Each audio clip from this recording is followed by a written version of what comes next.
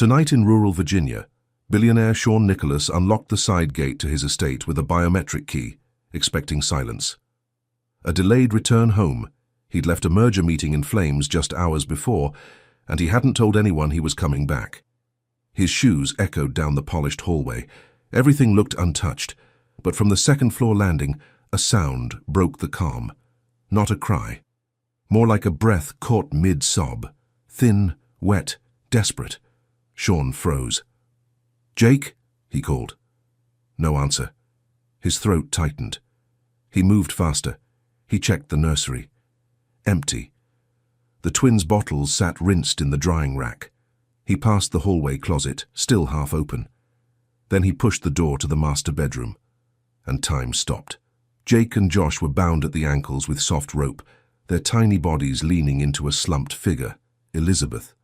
The maid's arms were tied above her head to the bedpost, her lips sealed with silver tape. Her eyes were glassy with terror but alert enough to meet his like they'd been waiting for him.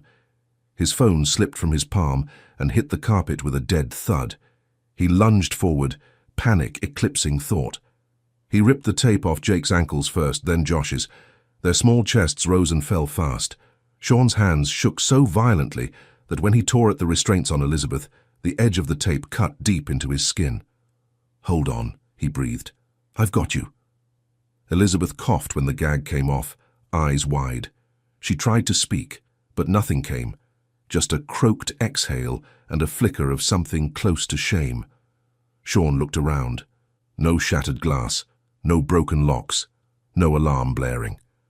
The silence was louder than anything else. Police arrived within minutes. Officers moved with quiet efficiency, snapping gloves, taking photos, searching for forced entry that didn't exist. The house's state-of-the-art system showed no alert, no breach, just a smooth 3-hour gap in surveillance, looping footage that made the entire nightmare seem unreal. One detective gently asked, "Who else has access to this house, Mr. Nicholas?" Sean didn't answer at first. His gaze stayed locked on the woman sitting in a nearby armchair, gently rocking Jake in her arms. Elizabeth didn't ask for permission. She simply reached for the child when he whimpered, humming something soft, familiar. She hadn't left, even when she was the one most doubted, even when the questions started circling like vultures. Already, Sean's phone buzzed on the kitchen counter, headlines forming. A photo of the estate's long driveway snapped by some local passerby. Tech mogul's home in police lockdown. Nanny at scene. He didn't open it. He looked back at the woman in the chair and the sons she held. And he realized this wasn't just a crime scene. It was a message. Sean Nicholas wasn't supposed to be home tonight. At 40, he was the founder of VerseCore, a stealth-mode logistics firm with government contracts and stock whisperers clawing for a peek. He lived deliberately off radar, raising his twin boys alone after a custody war scorched what was left of his marriage. His home, tucked into the hills of Virginia, was a fortress. Cameras, biometric locks, and only a handful of trusted staff. Elizabeth William had been with them just 9 months. Quiet, precise, unflinching. He thought he knew who she was. Tonight would change everything. But before we begin, click subscribe, like this video, and tell me where in the world you're watching from. The house was in lockdown by midnight. Blue and red lights painted the long windows like a silent alarm the world could see. Inside, it felt colder, quieter, the kind of quiet that settles over shock like a blanket too heavy to lift. Sean sat at the edge of the sofa, elbows on his knees, blood dried along the ridge of his palm. Across from him, Elizabeth held Josh, rocking gently in one of the nursery's upholstered chairs. Her wrists bore the faint imprint of the rope, a bruise already blooming along one arm. But she didn't ask for painkillers. She didn't even ask for water. She just hummed. A low, circular melody that sounded like something her mother might have sung. Something southern, something old. Officers moved through the house with practiced care, opening drawers, noting timestamps, murmuring into radios. Their questions were sharp but routine. "Any signs of forced entry?" "Nothing so far, sir. Locks are clean, windows secure." "Security system. Who controls it?" "Only me and the night manager," Sean said, both biometrically linked. "And where is your night manager?" "Off tonight," he muttered. "Scheduled days off rotate." "Who else has access to the code panel?" Silence. His mouth opened, but no words followed. He didn't know. Not exactly. The estate's smart system was advanced, coded, layered, restricted to a few staff. But a few was too many when someone had clearly overridden it. Surveillance showed the same 3-hour footage looped. Whoever had done this hadn't just broken in. They'd bypassed the whole house without leaving a trace. This was no random crime, this was precision. The lead detective, a woman in her 40s with crow's feet and steady hands, stepped aside to take a call. When she returned, her voice was calm but edged. "Mr. Nicholas, it appears someone's leaked this. We're seeing reports online. Media will start circling." Sean blinked. "Leaked?" She nodded. "Local blogger posted a photo of your driveway, claimed there was a police presence.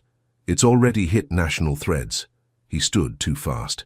"My children were tied up. This isn't a scandal. It's a crime scene." The detective's expression didn't change. "It will be both." Moments later, his phone buzzed again. Notifications stacked like falling bricks.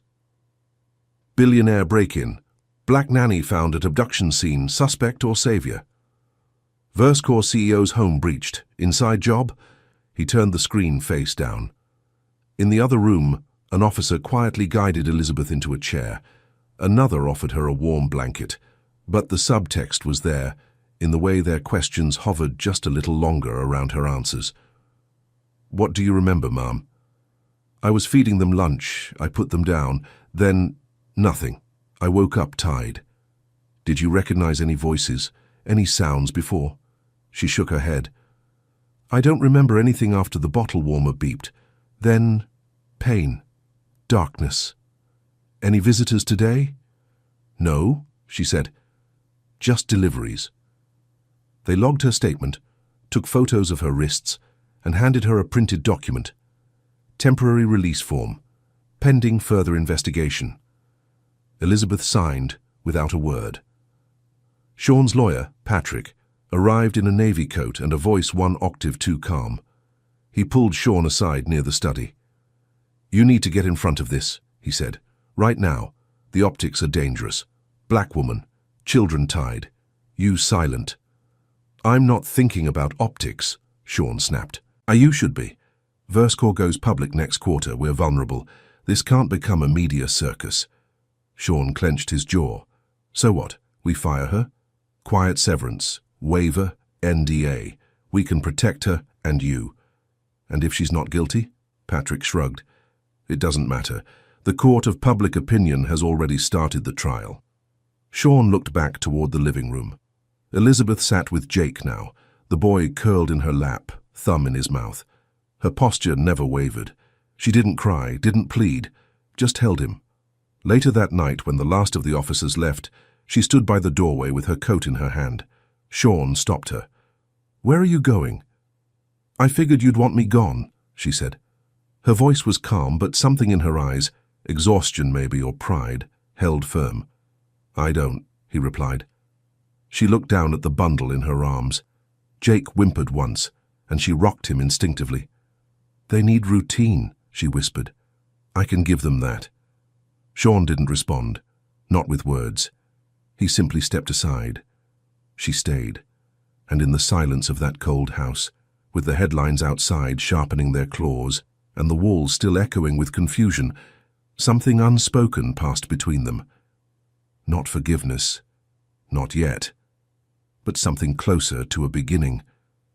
The house felt quieter in the daylight, not calmer, just hushed. The kind of hush that lingers after something violent has passed through. The furniture stood where it always had. The cameras blinked red, waiting, but the air still carried something taut beneath the surface, like everything was holding its breath. Josh had finally fallen asleep upstairs, his cheeks flushed from crying, a soft wheeze in his breath. Sean watched him for a while before slipping out of the nursery, closing the door behind him without sound. He found Elizabeth in the kitchen. She stood at the counter, folding small bibs into precise squares. There was no music, no coffee brewing, just the rhythm of her hands and the hum of the fridge. "Can I sit?" he asked. She nodded without looking up. Course. He pulled out the chair opposite hers and sat. For a moment, neither of them spoke. Sean wasn't used to silence feeling this loud. I need to know what happened, he said finally. Elizabeth didn't flinch. She set the last bib down, wiped her hands on her pants and slowly lowered herself into the chair across from him. I gave them lunch, carrots and bananas. Josh didn't like the carrots, she said softly, a hint of a smile touching her lips before vanishing. Then I rocked them. Jake fell asleep first. She traced a circle on the wooden table with one finger. I remember checking the bottle warmer. I remember the beep. Then I don't know. She looked up at him, and her eyes were steadier than he expected. I woke up in pain. My arms were... She paused, swallowed. Pulled up. Couldn't move. Tape on my mouth. Boys were crying. She blinked, slow and careful, like she was trying not to cry again. Sean's throat tightened. You didn't see who... No. Not even a shadow. Her voice was flat, tired. Just rope. Then the door opened. You walked in. He nodded, staring down at his own hands, remembering the way her wrists had looked, the bruises, the stillness.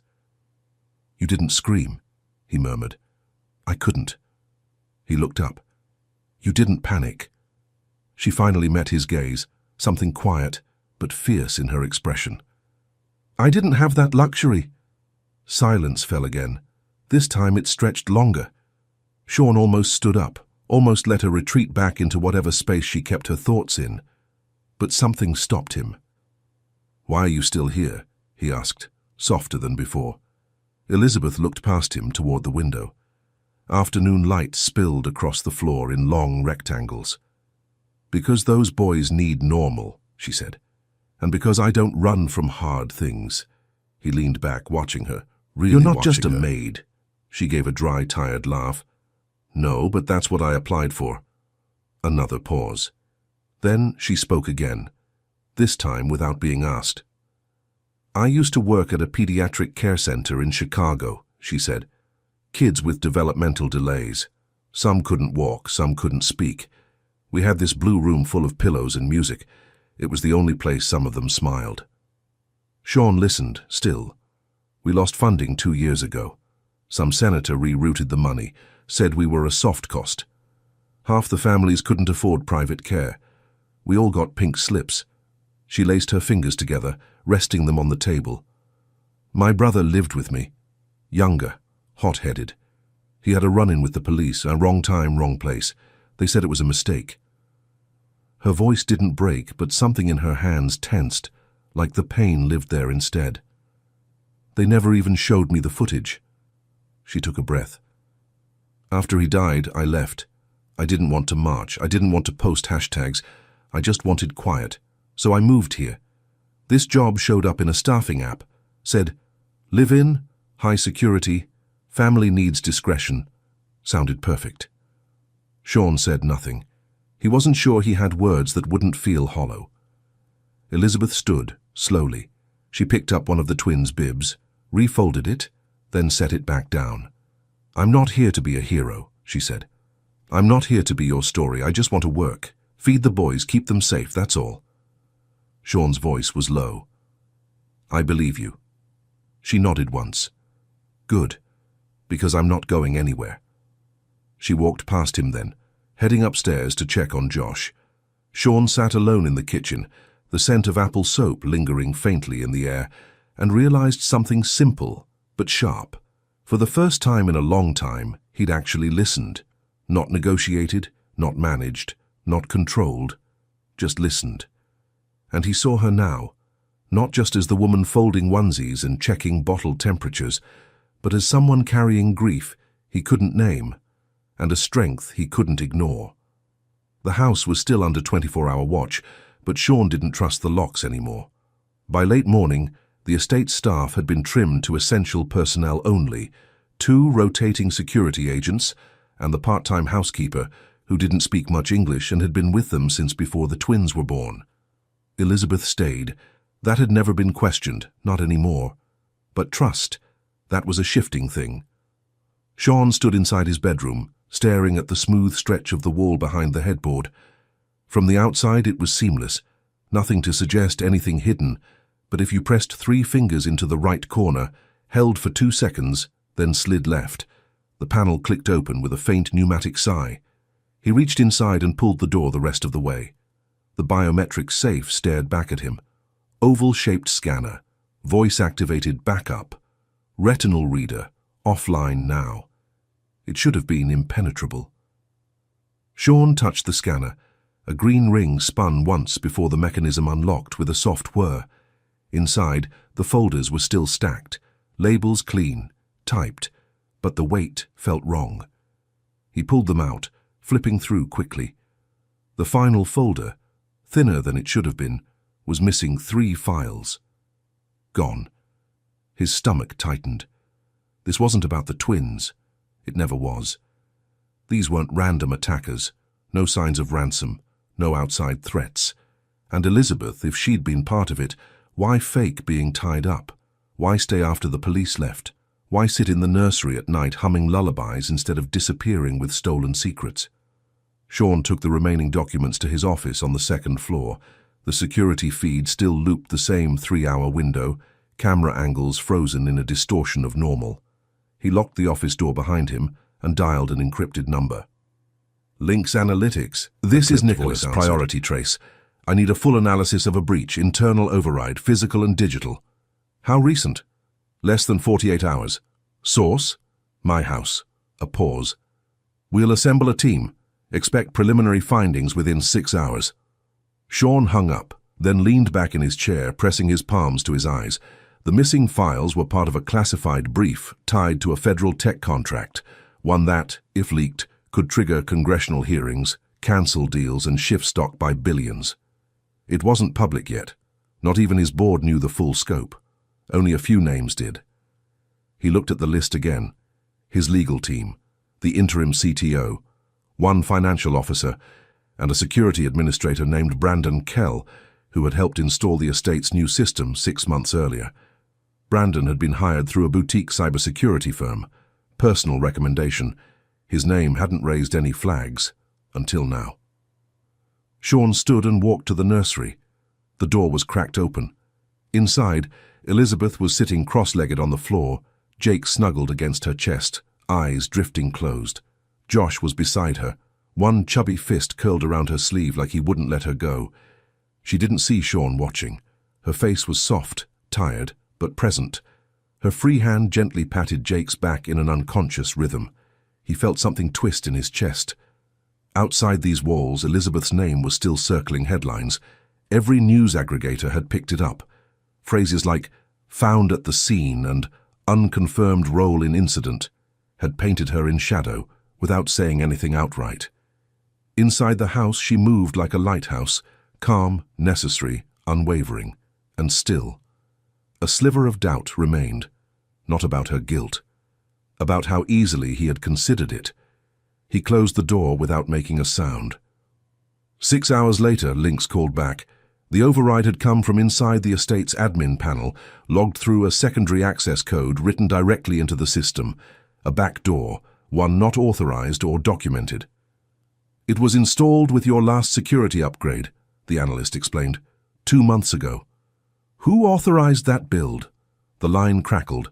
Then the name came through. Brandon Kell. Sean didn't move, his jaw set. Brandon had sat in this office, had eaten from his kitchen, had watched the boys toddle around the living room while testing the perimeter scans. He was also the one who'd worked with Sean's ex-wife's attorney during the custody review. The back door wasn't just a breach, it was betrayal. That night, Sean stood by the twins' crib while Elizabeth gently tucked Josh under a soft fleece blanket. The fever had broken, but their skin still glistened with the last traces of sweat. "Do you need anything?" she asked quietly. He shook his head. She started to leave. "Elizabeth." She paused. He didn't know what he was going to say until the words came. "You stayed." She turned toward him. Her expression didn't shift. "I told you I don't run from hard things." He nodded, then added, The breach was from the inside. Elizabeth raised her eyebrows just slightly, but she didn't look surprised. "I figured," she said. Sean looked at her a moment longer, and for the first time since that day he felt something close to clarity. The break-in wasn't about his children, it was about his secrets, and someone inside had used his sons to distract him from the real prize. But they hadn't counted on Elizabeth, and they hadn't counted on what that would awaken in him. It started with a whimper. Sean had been pacing the hall outside the nursery, reviewing encryption logs on his tablet when he heard it. A small mewling cry. Not panicked, not loud, just off. He stepped inside. Jake was flushed, skin clammy, eyes glassy. Sean pressed the back of his hand to the boy's forehead, then again slower, burning. He touched Josh next. Cool, for now. Elizabeth was downstairs sorting laundry. Sean called for her once, then again, louder. She came running barefoot, towel still in her hand. One look at Jake and the towel dropped. "Water," she said, crossing to the crib. "Get me water, and the thermometer, now." Sean moved, legs sluggish, hands shaking before he even reached the sink. By the time he got back, Jake had started to cry. Real tears now. Wet, high-pitched, agitated. Elizabeth took the thermometer and slid it under his arm, whispering something soft, something Sean couldn't catch. Her voice lowered into a hum, a pattern. The beep came, 103.2. She didn't flinch. "Call the on-call nurse," she said, reaching for a fresh onesie. "Tell her it's a sustained high fever, no vomiting, no rash, no seizure activity yet." Sean's fingers fumbled across his screen. He misdialed twice. When the nurse finally picked up, he could barely follow her questions. He repeated things out of order, left out key details. He didn't even remember which formula Jake had last eaten. Elizabeth took the phone from him. "Hi, this is Elizabeth William," she said, calm, steady. "I'm the primary caregiver for Jake and Josh Nicholas. One of the twins is spiking, 103.2 and rising. No seizure signs yet. Cool compresses started, fluids in progress. We'll monitor breathing and wake cycles, but I want you on standby." She nodded, listening, then hung up. "I've got this," she said, not unkindly, and she did. For 6 straight hours, she moved between the boys like she'd trained for this moment her whole life. Cloth, rock, check, repeat. When Josh started heating up an hour later, she didn't flinch. She just adjusted. 2 washcloths soaked in cool water rotated constantly. She switched them without looking. She sang the same melody again, something soft, almost sorrowful. It wasn't for the boys, Sean realized. It was for her. He stood in the doorway, useless, watching, holding a bottle he hadn't warmed correctly, folding a blanket she didn't need. Eventually, he stepped closer. "Show me," he said. She glanced up, then nodded. "Hold Jake upright, not flat. His chest needs to stay higher than his belly so he can breathe easier. Slow circles on his back. Nothing fast, just like this." She demonstrated on Josh. The motion was gentle, controlled. Sean copied her, poorly at first, but Jake stopped fussing. He sat in the glider with the boy in his arms, mimicking the rhythm. "Better," Elizabeth murmured. He looked over at her. Her shirt was damp from sweat and condensation, her eyes tired but focused. "You should rest," he said. She arched an eyebrow. "I'm good. I mean it." "So do I." Sean didn't argue. Instead, he asked quietly, "Why are you still here?" The question hung in the dim room. Not accusatory, not skeptical, just real. Elizabeth looked at him for a long moment. The hum of the white noise machine filled the silence. Then she answered, just as quietly, "Because they need me." She shifted Josh onto her chest lower and started to sway. "And so do you." Sean didn't reply. He just watched her. This woman the media had reduced to a headline, the world had framed in suspicion. Here, in the half-light, she was a fortress. He realized, suddenly, painfully, how far he'd drifted from the things that mattered. He'd built walls of code and power, But no one had taught him how to comfort a crying child.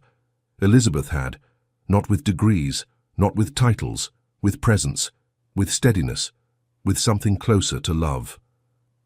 By dawn, the boys' fevers had broken. Jake stirred first, still weak but alert, mouth searching for a bottle. Josh followed an hour later. Elizabeth sat slumped on the floor with both boys curled against her, arms loose but protective. Sean brought her water. She drank it slowly. "Thank you," he said. She nodded, then added, "You did okay." He laughed once, softly, and for the first time, it didn't feel like a failure to be taught by someone else. The email came at 2:13 a.m., marked urgent, no subject line, just a compressed folder from Link's Analytics and a one-line message. "You'll want to see this in private." Sean opened it alone, sitting in his firm's off-site operations office in D.C. The lights dimmed, the streets outside slick with rain. Inside the folder, metadata logs, line item overrides, and one flagged name. Kell, Brandon, security admin. Cleared 6 months ago. Brought in after an internal review recommended fresh eyes on the estate's digital blind spots. Smart, polished, always smiling. He was also tied, very quietly, to the law firm representing Sean's ex-wife in their custody case. Sean stared at the screen. One access point had been backdated to 72 hours before the break-in. A silent software update, invisible unless you knew where to look. And now, he did. The override had allowed for real-time control of the estate's cameras, alarm delays, even the biometric panel on the safe. The break-in hadn't been a breach. It had been an invitation. And Elizabeth, tied up, left like collateral, had been the decoy. A soft target. Disposable. Sean sat still for a long time. Then he stood and called a number he'd kept saved, but never used. Brandon Kell didn't show up at the office that morning. Sean found him instead in a Georgetown coffee shop, sipping oat milk foam like nothing had ever happened. The man's eyes flickered when Sean approached, but he didn't run. "Morning, Mr. Nicholas," Brandon said, like they were still colleagues.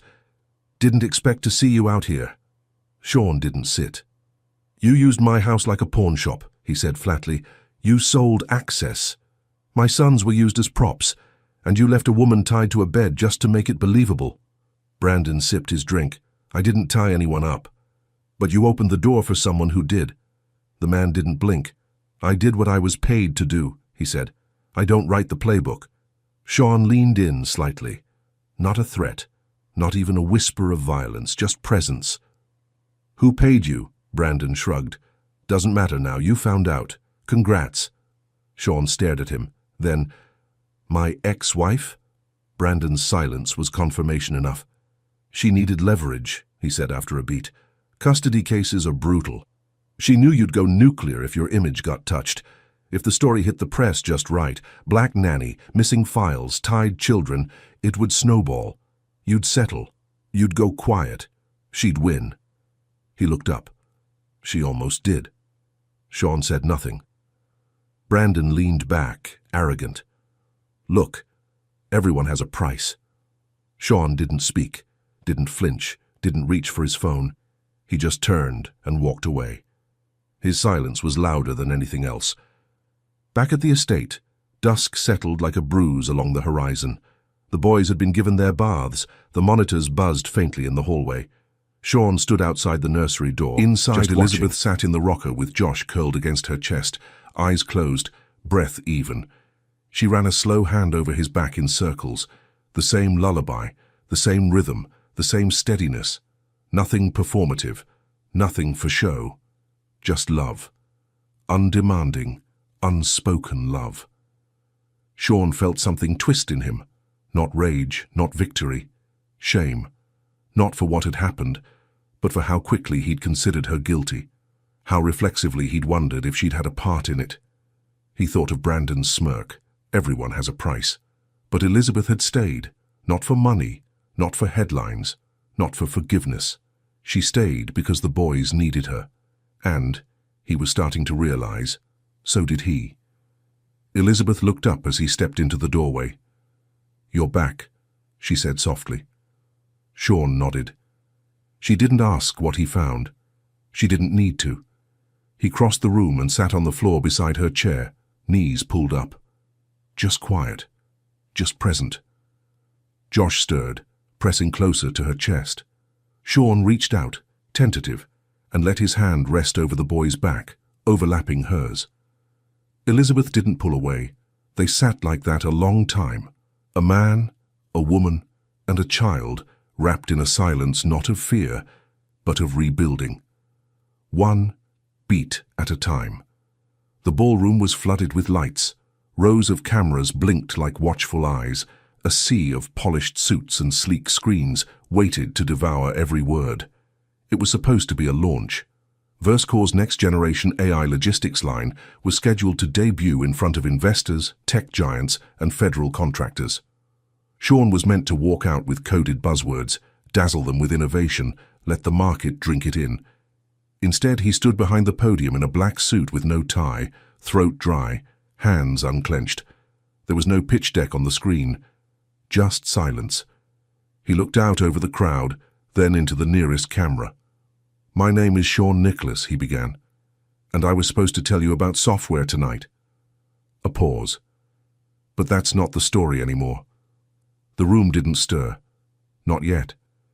Not as he stepped around the podium and let his words steady themselves in the stillness. "Last week, someone broke into my home.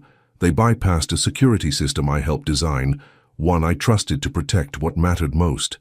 They didn't take jewelry. They didn't even take money. They took something worse." He let the sentence breathe. "They took peace. My sons, Jake and Josh, were tied together in my own bedroom, left against the body of a woman I trusted like family." A few phones dropped, a few heads tilted. I wasn't supposed to be home, but I was. And what I found there, it's haunted me every day since.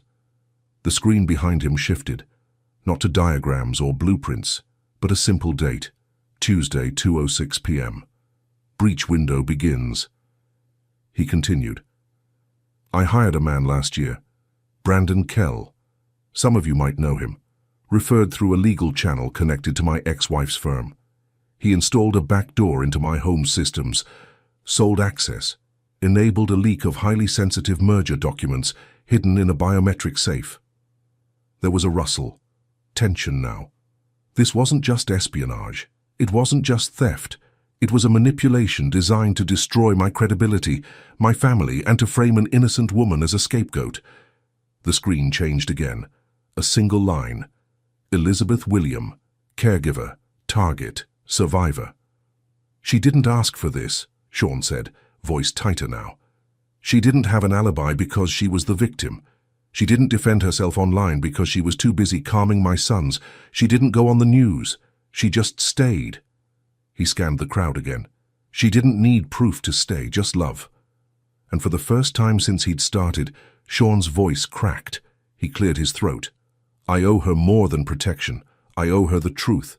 So I'm giving it, on the record, in front of all of you. This company may be my legacy, the silence that follows my son's safety." Then came the flashbulbs, the avalanche of tweets, the cameras zooming in to catch whether his eyes were red. It didn't matter. He'd said what needed saying. By the time he got home, it was just after 9. The house was warm again, dim lighting in the hallway, a soft trail of laundry folded on the stairs. He found her in the kitchen, rinsing bottles. The hum of the dishwasher ran low behind her. She didn't look up right away, just kept cleaning. Sean stood there watching her rinse a small green sippy cup like it was the only thing in the world that mattered. When she did glance over, she didn't speak, just arched a brow.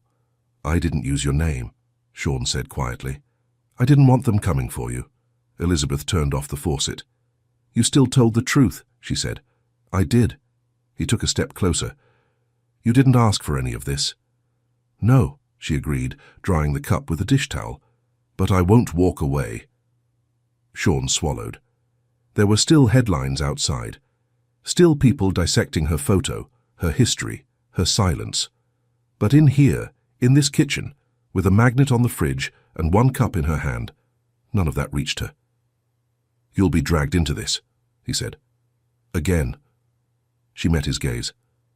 "Then I'll keep showing up. She placed the sterilized cup on the drying rack and turned back to him. Because they need me. A pause. And maybe, so do you. He didn't reply. He just exhaled, slow, unguarded, and sat down at the kitchen island while she moved around him like she had every day since the boys were born. And for the first time, it felt like a home again. Not because it was clean, but because someone had chosen to stay. The house breathed again. It didn't happen all at once, just small shifts, a morning without sirens, a bottle left on the counter because no one was rushing, light that filtered through the windows instead of being blocked out by curtains and tension. The fevers had broken. The boys had started to laugh again, short bursts at first, then giggles that spilled down the hallway like sunlight after rain. Elizabeth labeled their drawers that afternoon, not for efficiency, she already knew where everything was, but for permanence. Josh, 012M, tops only, read one strip of masking tape. Jake, socks that won't slip. She wrote them slowly in tidy block letters. It wasn't about tidiness, it was about claiming space. Sean found her sitting cross-legged in the nursery, sorting baby wipes into baskets. He leaned against the doorway holding 2 plates of pancakes he'd made for the first time in years. They're not good, he warned. She smiled. They don't have to be. He handed her one and sat on the floor with her. No suits, no staff, just legs folded and fingers sticky with syrup while Jake squealed in his playpen and Josh tried to eat a teething ring sideways. It was quiet, but it wasn't hollow. They moved like people rebuilding from ruin, not with declarations but with action, with rhythm. Later that day, Sean called her into his office. The folder sat on the desk, cream-colored, thin. He didn't say anything at first, just tapped it with 2 fingers. Elizabeth picked it up, opened the flap and read the top line. Legal Declaration of Guardianship, Jake Joshua Nicholas. She froze. I know this wasn't in your job description, he said gently, but it's not charity. It's trust. Her hands trembled as she flicked to the signature line. She asked. I've never been more sure of anything in my life. She signed it quietly, then closed the folder and held it to her chest like a fragile book. Sean watched her for a long time, not just to make sure she was okay, to remember this moment, to mark it. That evening it happened. They were in the living room, Elizabeth folding towels on the rug, Sean scrolling through emails on the couch, one eye on the twins. Jake was standing near the ottoman, steadying himself with both hands. He let go for a heartbeat, then another. Then he took a step. It was clumsy, wobbly, a drunk sailor's swagger, but it was real. He toddled forward, 1, 2, 3 steps, right into Elizabeth's arms. She caught him without surprise, just warmth, as if she'd been waiting all along. Sean looked up. She was laughing, holding Jake high in the air like he weighed nothing. Did you see that? She called. Sean rose slowly, eyes wide, mouth parting before the laugh came. A real one. Not the clipped boardroom chuckle, not the tired, polite hum.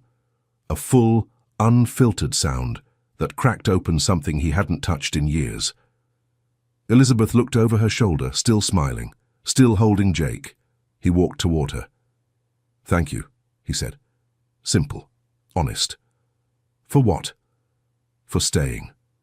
She just nodded, her eyes soft. Someone had to, she whispered. And in that house, no longer a crime scene, no longer a fortress, something shifted. It wasn't a resolution, but it was a beginning. Morning light spilled across the kitchen floor, warming the tile and touching the edge of the fridge. The same fridge that had once been blank. No magnets, no notes, no clutter. Just stainless steel and silence. Now it held something new. At the top, in Sean's blocky handwriting, written on a torn scrap of notebook paper, Jake, Josh, Elizabeth. Below it, 3 words underlined once, we build safety first, and beside it, a yellow sticky note in soft, looping cursive, and then, we build joy.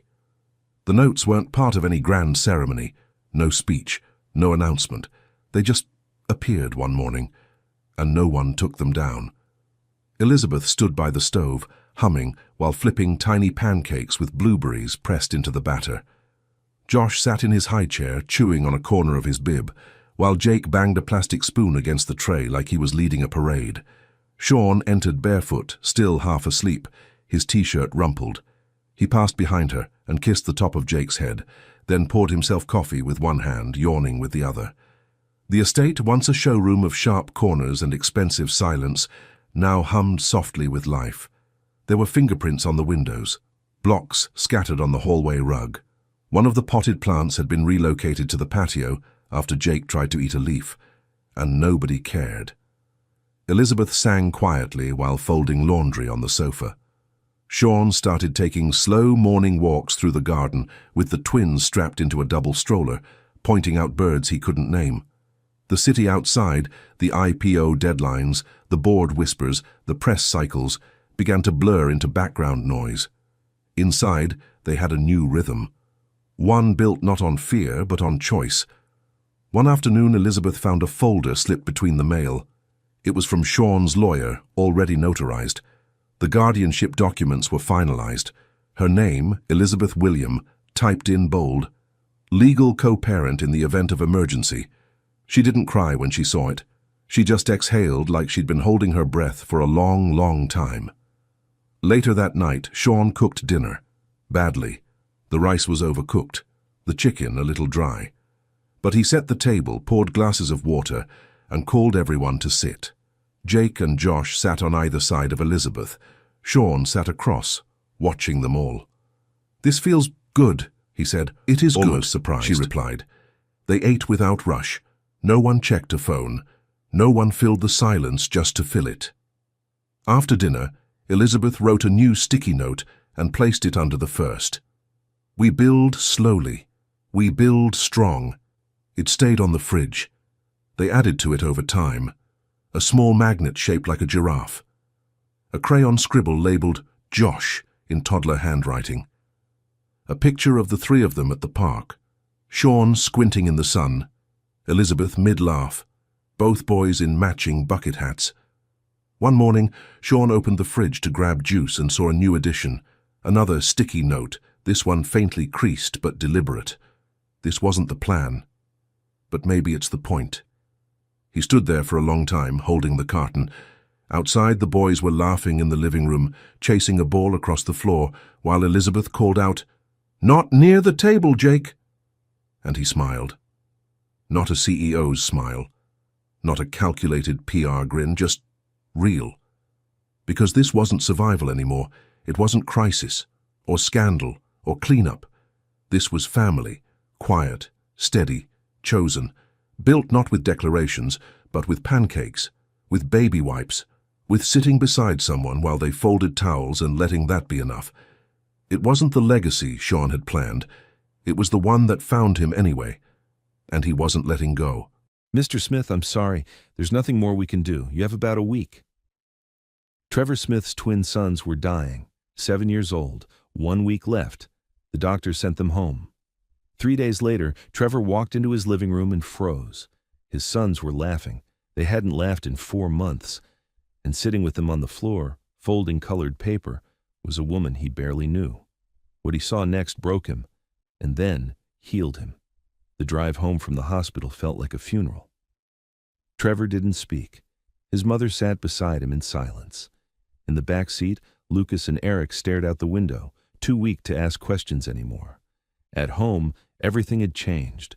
Medical equipment filled the living room. Oxygen tanks, IV poles. The house his wife used to fill with laughter now felt like it was holding its breath. Trevor's mother had hired help, a maid named Rachel Jackson. Trevor didn't even look at her. What did it matter? His boys were dying. He spent the next 2 days locked in his office, calling doctors in other countries, researching treatments that didn't exist, praying prayers that felt like they hit the ceiling and fell back down. And then, on the third night, something happened. Trevor was walking past the living room when he heard it. Laughter. He stopped. His whole body went cold. The boys hadn't laughed since before their mother died. Not in months. Not since the chemo started stealing pieces of them. Trevor moved toward the sound like he was walking through a dream. And when he looked into the room, he couldn't understand what he was seeing. Rachel, The maid was sitting on the floor in her uniform. Lucas and Eric sat across from her, and scattered between them were hundreds of tiny folded birds, paper cranes, red ones, blue ones, yellow ones, covering the floor like hope had exploded. "How many do we have now?" Eric asked. His voice sounded strong, alive. Rachel counted. 243, Lucas smiled. "How many more?" 757, Rachel said. 1,000 total. Then we make our wish. Trevor's knees buckled. He grabbed the doorway to keep from falling. His sons, given 1 week to live, were folding paper, smiling, their eyes bright, their hands moving with purpose. Rachel looked up. She saw him standing there, and instead of explaining, she just said, "Would you like to help us, Mr. Smith?" Trevor couldn't speak. He couldn't move, but somehow his legs carried him into the room. He sank down onto the floor beside his boys. Lucas handed him a piece of paper. "We'll teach you, Daddy." Eric nodded. "It's easy once you know how." Trevor's hands shook as he tried to fold. He got it wrong. The boys laughed, not mean, just gentle, and showed him how to fix it. And something inside Trevor cracked open. Not pain, not grief, something else, something that felt like light breaking through. "What is this?" he whispered to Rachel. She kept folding. "It's a Japanese tradition. Fold 1,000 cranes with a pure heart, and the gods grant your wish." Trevor looked at his sons, their faces glowing, their fingers working. "Do you believe that?" he asked. Rachel met his eyes. "I believe that when we stop waiting to die and start creating something beautiful, miracles have room to happen." Trevor felt tears on his face. He didn't wipe them away. For the first time since the doctor spoke those terrible words, Trevor wasn't thinking about death. He was watching his sons live, and he realized something that shook him to his core. Maybe it wasn't over. Maybe God was still listening. Before we begin, click subscribe, like this video, and tell me where in the world you're watching from.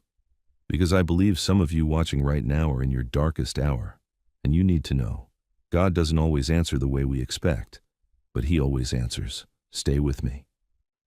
They folded for hours. Trevor sat on the floor with his sons, his expensive suit wrinkling, his knees aching against the hardwood. None of it mattered. For the first time in months, his boys were present, really present, not just bodies in beds waiting for the end. Lucas held up his crane, crooked, lopsided, beautiful. "Look, Daddy, I made one." Trevor's throat closed. "It's perfect, buddy." Eric finished his and added it to the pile. "Mine's better." "Is not," Lucas said, but he was smiling. Trevor looked at Rachel. She was folding with quiet precision, her hands moving like they'd done this 1,000 times before. She didn't speak much, just guided them when they got stuck, encouraged them when they got frustrated. "Where did you learn this?" Trevor asked. Rachel didn't look up. "Someone taught me a long time ago." "Who?" Her hands paused, just for a second. "Someone I loved." The way she said it made Trevor stop asking. They kept folding. The pile grew. Red birds, blue birds, yellow birds. The room filled with color and something else Trevor couldn't name. Peace, maybe, or grace. Around midnight, Eric's head started to droop. He fought it, blinking hard, trying to keep folding. "I'm not tired," he mumbled. Rachel smiled. "That's okay. The cranes will be here tomorrow." Lucas yawned. "Promise?" "Promise," Rachel said softly. Within minutes, both boys were asleep on the couch, curled into each other the way they used to when they were babies. Rachel covered them with a blanket, tucked it around their shoulders, smoothed Eric's hair back from his forehead. Trevor watched her. Really watched her for the first time. She moved like a mother, not like hired help. "Who are you?" he whispered. Rachel straightened. "Just someone who knows what it's like to run out of time." "You've lost someone." It wasn't a question. Rachel's face changed. Something deep and old moved behind her eyes. "Yes." "A child?" Rachel looked at the sleeping boys. "A daughter, Maya. She was 10. Trevor felt the air leave his lungs. "I'm sorry." "Don't be," Rachel said. "She taught me that life isn't measured in years. It's measured in moments, in laughter, in paper birds folded on living room floors." She picked up one of the cranes Lucas had made. Your boys have time, Mr. Smith. Maybe not as much as you want, but they have right now. And right now, they're happy. Trevor's vision blurred. He looked at his sons sleeping peacefully, surrounded by hundreds of paper birds. When was the last time they'd looked this peaceful? The doctor said, I know what the doctor said, Rachel interrupted gently. I used to be one. Trevor's head snapped up. What? A nurse, pediatric hospice. I worked with children like yours for 15 years. Then why are you? Because medicine can only do so much, Rachel said. And sometimes what people need isn't another doctor. It's someone who sees them as more than a diagnosis. She looked at him. Your boys don't need more treatments, Mr. Smith. They need their father. They need to know that even if their bodies are giving up, their lives still matter. That they're not just dying, they're still living. Trevor couldn't speak. He sat down in the chair, his whole body shaking. I don't know how to do this, he whispered. I don't know how to let them go. Rachel knelt beside him. Then don't, not yet. Hold on as long as you can. But while you're holding on, let them see you smile. Let them hear you laugh. Let them know that loving them wasn't a tragedy. It was the greatest gift of your life. Trevor buried his face in his hands. The sobs came hard and quiet. Rachel didn't try to comfort him. She just stayed there, present, steady. When he finally looked up, his eyes were red but clear. How many cranes did we make tonight? Rachel counted. 307. How many more? 693. Trevor looked at his sleeping sons, at the pile of paper birds, at this woman who'd appeared in his house 3 days ago and somehow knew exactly what his family needed. Then we keep folding, he said. Rachel smiled. Then we keep folding. She stood and began gathering the loose paper, organizing it into neat stacks for tomorrow. Trevor watched her work. There was something about her, something he couldn't explain, like she'd been sent. Rachel? She looked up. Thank you. She held his gaze for a long moment. Don't thank me yet. We still have 693 miracles to make. She left him alone with his sons and the paper birds. Trevor sat in the silence, listening to Lucas and Eric breathe. In and out, steady, alive. Outside, the night pressed against the windows, but inside, surrounded by paper and hope, something had shifted. The house didn't feel like a tomb anymore. It felt like a home where people were still fighting, and maybe, just maybe, still winning. Trevor woke up on the living room floor. Sunlight was coming through the windows. His neck hurt. His back hurt. But for the first time in weeks, he'd actually slept. The boys were still on the couch, tangled in blankets, still breathing, still here. 307 paper cranes covered the coffee table like a flock of birds that had landed during the night. Trevor sat up slowly, trying not to wake them, but Lucas's eyes fluttered open. Daddy? Right here, buddy. Lucas smiled, actually smiled. Can we fold more today? Trevor's chest tightened. Yeah, we can fold more. From the kitchen, he heard sounds, someone cooking. The smell of pancakes drifted into the room, real food, not the meal replacement shakes the boys had been living on. Trevor found Rachel at the stove, still in her uniform, flipping pancakes like she'd done it in this kitchen 1,000 times. You didn't have to do this, he said. Rachel glanced at him. The boys need to eat, real food, not just medicine. They can barely keep anything down. They will today, Rachel said with quiet certainty, and somehow Trevor believed her. His mother came downstairs, surprised to find everyone already awake. Patricia looked at the paper cranes covering the living room, then at Trevor's wrinkled suit, then at Rachel cooking breakfast. You stayed down here all night? Patricia asked him. We were folding. Patricia's eyes softened. The boys looked different this morning. Trevor knew what she meant. There was color in their faces. Not much, but some. Like life was trying to find its way back in. At breakfast, Eric actually ate 3 bites of pancake. It didn't sound like much, but 3 bites was more than he'd eaten in days. Lucas drank half a glass of orange juice without being forced. Rachel sat with them, cutting their food into small pieces, talking to them about nothing important. What their favorite color was, what they wanted to be when they grew up. When they grew up, like it was still possible. Trevor watched from the doorway, his coffee growing cold in his hand. This woman, this stranger, was doing something he couldn't. She was making his sons believe in tomorrow. After breakfast, Patricia pulled him aside. "Do you know anything about her?" she asked quietly. "She told me she was a pediatric nurse, lost her daughter." Patricia's face went pale. Oh, that poor woman. "She didn't want my pity," Trevor said. "She just wanted to help." "Still," Patricia said, "you should know who's in your house, especially with the boys so vulnerable." Trevor nodded. She was right. That afternoon, while Rachel folded cranes with Lucas and Eric in the living room, Trevor went to his office. He opened his laptop and typed her name into the search bar. Rachel Jackson, pediatric nurse. The results came up slowly. There she was. Rachel Marie Jackson, former pediatric hospice nurse at St. Jude Children's Research Hospital in Memphis, one of the best in the country. She'd worked there for 12 years. Then, 6 years ago, she just stopped. No explanation in any of the records, no forwarding hospital. She just disappeared from nursing entirely. Trevor kept searching. And then, he found it. A news article from 6 years ago. Small. Easy to miss. Local nurse loses daughter to leukemia after hospital misdiagnosis. Trevor's blood went cold. He read the whole thing. Rachel's daughter, Maya Jackson, age 10, complained of fatigue and bruising for 3 months. The hospital ran basic tests, said it was nothing serious.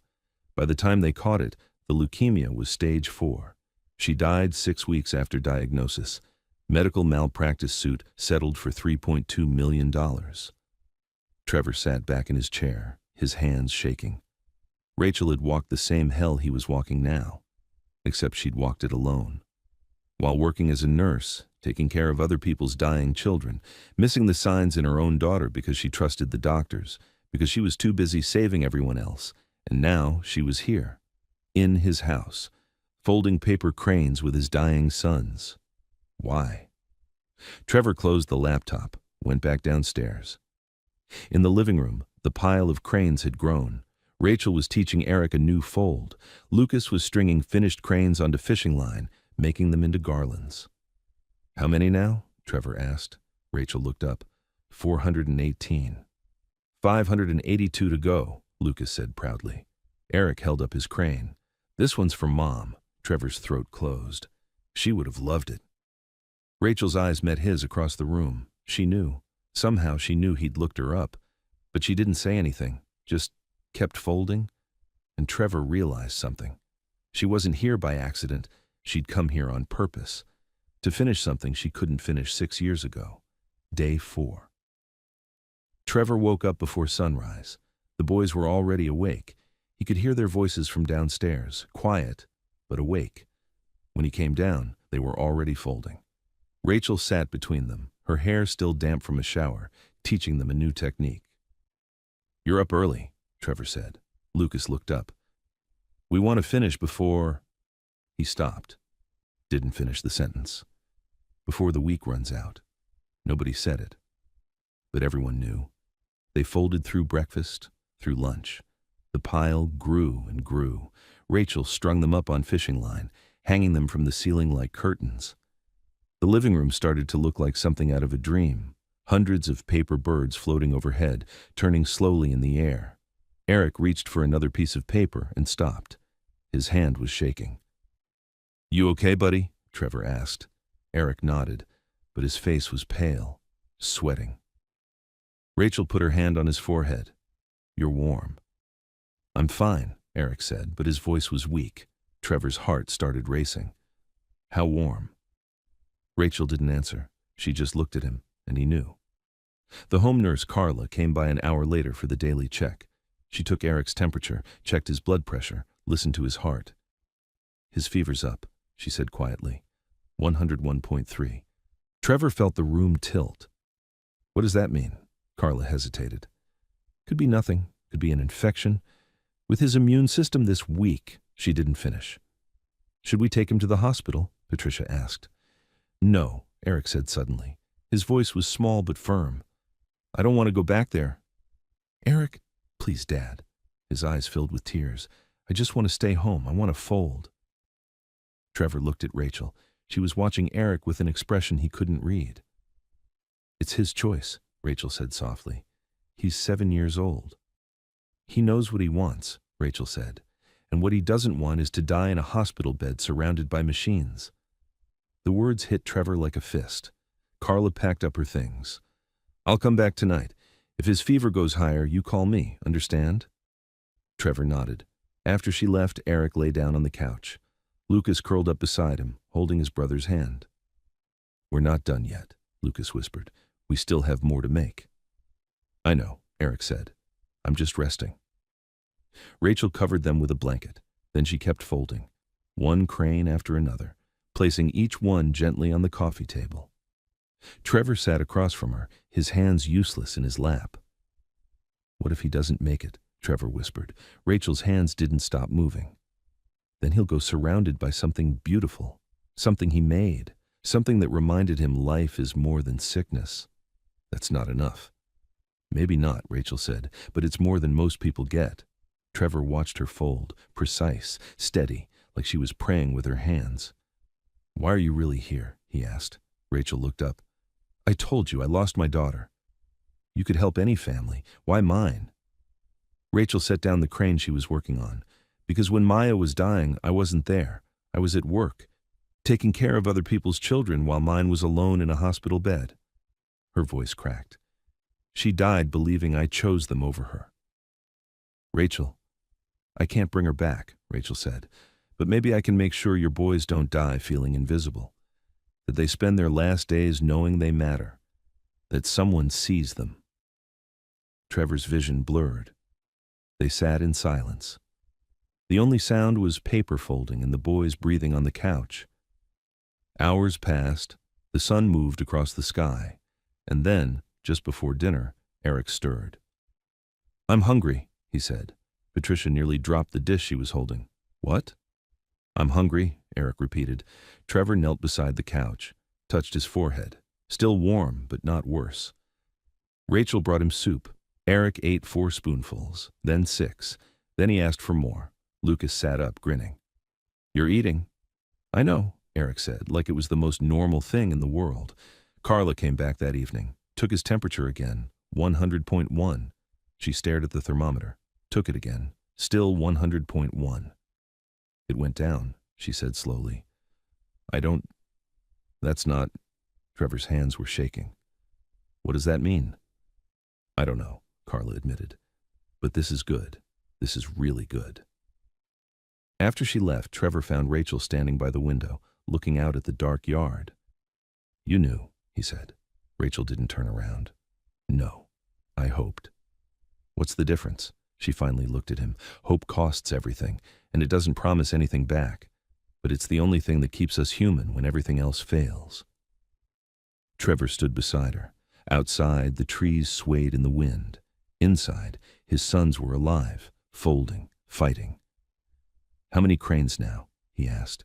612. 388 to go. Rachel nodded. 388 to go. They stood there together, watching the night, and somewhere in that house full of paper birds and fragile hope, something impossible was happening. Life was pushing back against death. And for the first time, Trevor thought maybe, just maybe, life was winning. That night, Trevor couldn't sleep. He sat in his study with the lights off, staring at nothing. Eric's fever had dropped. The boys were eating again, laughing again. Everything pointed toward something good happening. So why did he feel like he was standing on the edge of a cliff? Downstairs, he heard movement, footsteps, soft, careful. Trevor got up and found Rachel in the living room, alone, folding cranes in the dark, only the moonlight coming through the windows. She didn't hear him at first, or maybe she did and didn't stop. Her hands moved slowly, deliberately, and Trevor realized she was whispering something, words he couldn't make out. He stepped closer. The floor creaked. Rachel looked up. Her face was wet. She'd been crying. I didn't mean to interrupt, Trevor said. Rachel wiped her eyes quickly. You're not. I just couldn't sleep. Trevor sat down across from her. What were you saying? Just now. when you were folding. Rachel looked down at the crane in her hands. I was talking to my daughter. The words hung in the air between them. Does it help? Trevor asked quietly. No, Rachel said, but I do it anyway. She finished the crane and set it down with the others. There were dozens scattered around her. She'd been out here for hours. I looked you up, Trevor admitted. I know about the lawsuit, about what happened to Maya. Rachel didn't react, just reached for another piece of paper. They missed it for 3 months, she said. Her voice was flat, empty. I kept telling them something was wrong, that she was too tired, bruising too easily. But they said it was normal, growing pains, puberty starting early. She folded the paper with sharp, precise movements. And I believed them, because I was a nurse, because I trusted doctors, because I was too busy taking care of everyone else's dying children to see my own daughter was dying right in front of me. That wasn't your fault, wasn't it? Rachel looked up. Her eyes were red but dry now. I had the training. I knew the signs. But I didn't see them. I didn't push hard enough. I didn't fight for her the way I should have. You didn't know. I should have. Her voice broke. That's what mothers do. They know. And I didn't. I failed her. Trevor felt something crack open in his chest. Is that why you're here? To make up for it? Rachel was quiet for a long time. I'm here because I can't save Maya, she finally said, but maybe I can help your boys have what she didn't. Time, joy, a father who's present, a family that fights together instead of falling apart. She looked at him. You still have a chance, Trevor. Don't waste it being afraid. I'm terrified, Trevor whispered. Good, Rachel said. That means you still love them. That means you're still here. They sat in silence, just the sound of paper folding and the house settling around them. Can I ask you something? Trevor said. Rachel nodded. Do you really think the cranes will work? That if we get to 1,000, they'll survive? Rachel set down the paper. I think your boys needed something to believe in, something bigger than cancer, bigger than statistics, and whether it's magic or medicine or God. I don't know, but I know they're fighting now, and that's worth more than any miracle. But you don't think they'll make it? Rachel met his eyes. I think hope doesn't require a guarantee. It just requires us to show up every single day and keep folding. Trevor looked around the room, hundreds of paper birds hanging from the ceiling, covering tables, filling boxes, each one a small prayer, a small act of defiance against death.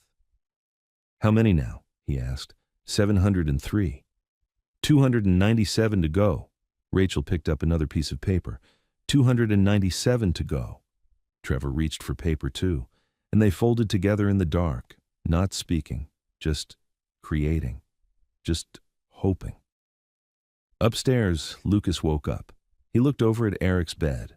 His brother was sleeping, breathing steady, alive. Lucas got up and tiptoed downstairs.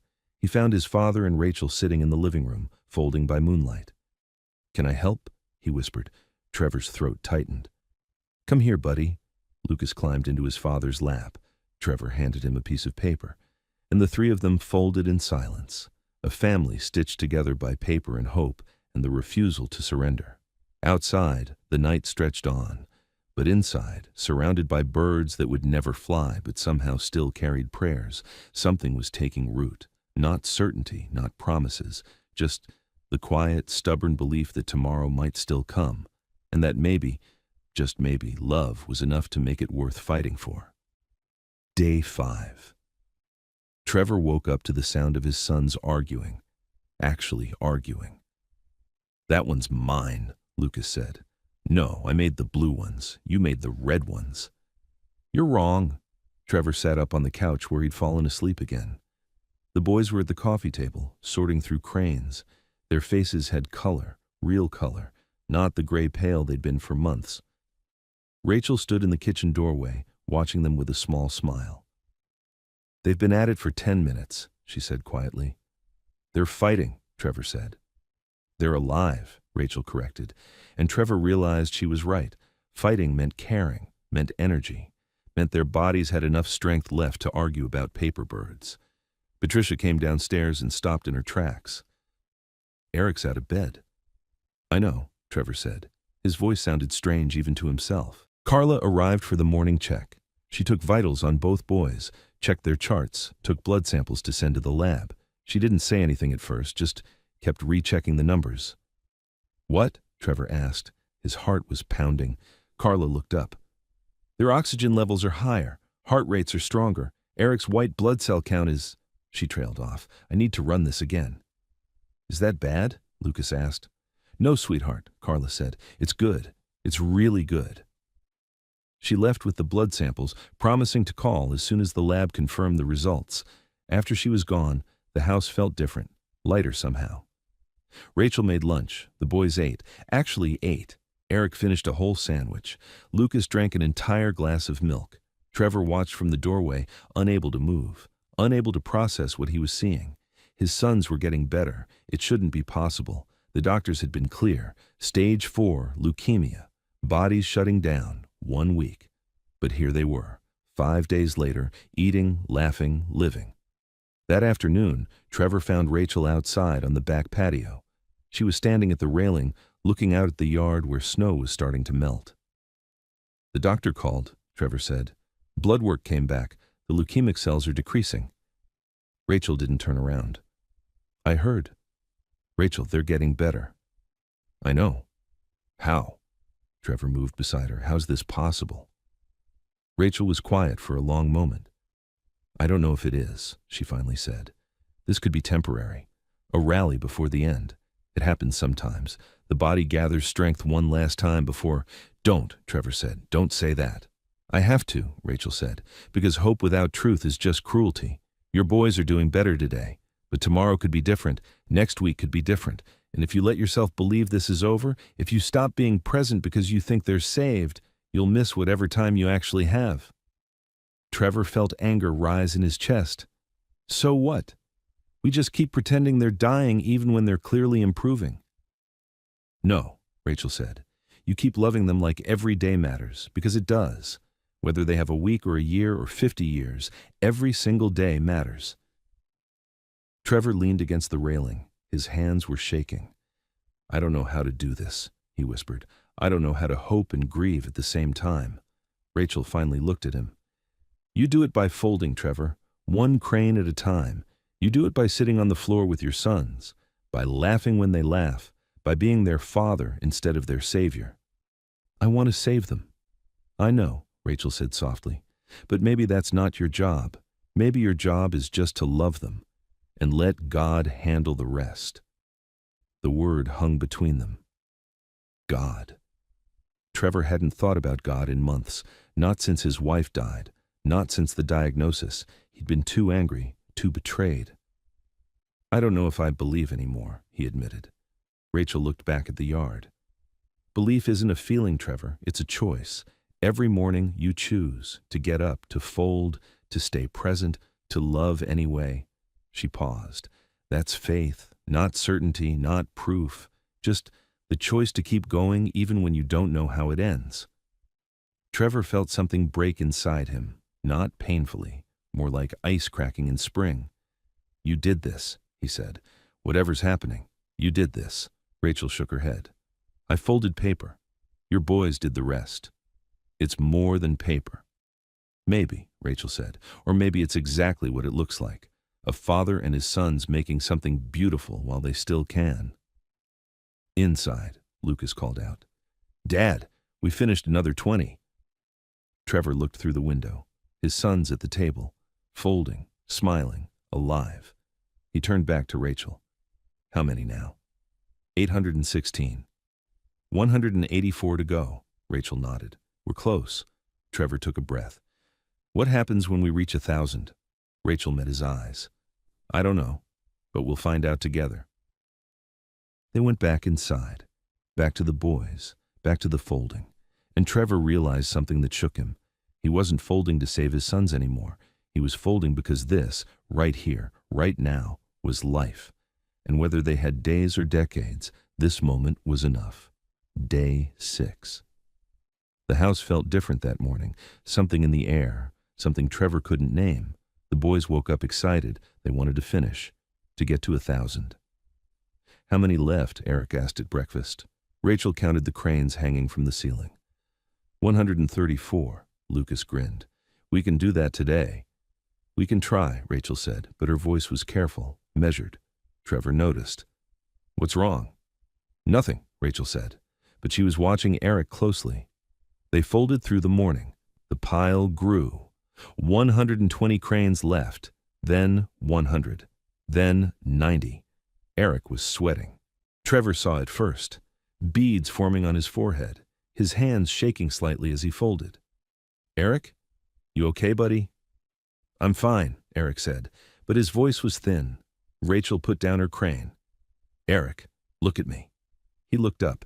His eyes were glassy, unfocused. I'm just tired, he said, and then he slumped forward. Trevor caught him before he hit the table. Eric! His son's body was burning, fever radiating through his clothes. Call Carla, Rachel said. Her voice was calm, but her hands were already moving, laying Eric down on the couch, checking his pulse. Patricia grabbed the phone. Lucas started crying. What's wrong with him? He's okay, Rachel said. He's okay, sweetheart. But Trevor saw her face. She was scared. Carla arrived in 12 minutes. She took Eric's temperature, 104.2. She checked his blood pressure, his heart rate, his oxygen. We need to get him to the hospital, she said, now. No. The word came from Eric, barely a whisper, but firm. His eyes opened, fever bright and desperate. I don't want to go back there. Eric, you're really sick. Please, Dad. Tears ran down his flushed cheeks. We're so close. We only have 90 left. Trevor's world was collapsing. The cranes don't matter right now. They do, Eric whispered. They do matter. Carla looked at Trevor. Mr. Smith, his fever is dangerously high. If we don't... I know, Trevor said. His voice broke. I know. He looked at Rachel. She was kneeling beside Eric, holding his hand. What do I do? Trevor asked her. Rachel looked up. I can't make this choice for you. Tell me what to do. Trevor. Her voice was gentle but firm. This is your son. Your choice. Trevor looked at Eric, his baby boy, burning with fever, possibly dying. If they went to the hospital, maybe the doctors could bring the fever down. Maybe they could buy more time. Or maybe Eric would die there, alone, in a sterile room, surrounded by machines instead of family. It's his life, Rachel said softly. Maybe he should have a say in how he lives it. Trevor knelt beside the couch, took Eric's burning hand in his. If we stay home, he couldn't finish. I know, Eric whispered, but I want to finish, Daddy. I want to make our wish. Lucas was beside them now. I'll help him. We'll fold together. Trevor looked at Carla, at his mother, at Rachel. Everyone thinks I'm insane, he said. Yes, Carla said honestly, but he's your son. Trevor closed his eyes, felt Eric's hand in his, thought about his wife, about God, about everything he'd lost and everything he was about to lose. And then he made the choice. We're staying home, Carla stood up. Mr. Smith, I have to advise. I know, Trevor said. We're staying. She packed her bag slowly. I'll come back tonight. If his fever spikes any higher, you call 911. You understand? Trevor nodded. After she left, the house was quiet except for Eric's labored breathing. Rachel went to work. Cool cloths on his forehead, water to keep him hydrated, medicine to bring down the fever. She moved with the efficiency of someone who'd done this before, who knew what dying looked like, who knew how to make it gentler. What can I do? Trevor asked. Rachel looked at him. Fold. What? Eric wants to finish, so we finish. We fold the last 90 cranes and we put them where he can see them. Trevor couldn't believe what he was hearing. He's dying and you want to fold paper? He's living, Rachel corrected, and he wants to see something beautiful before he goes. So yes, we fold. Trevor wanted to scream, to throw something, to rage at the universe for being so cruel. But instead, he picked up a piece of paper, and he folded. Lucas folded beside him. Patricia folded. Even through her tears, she folded.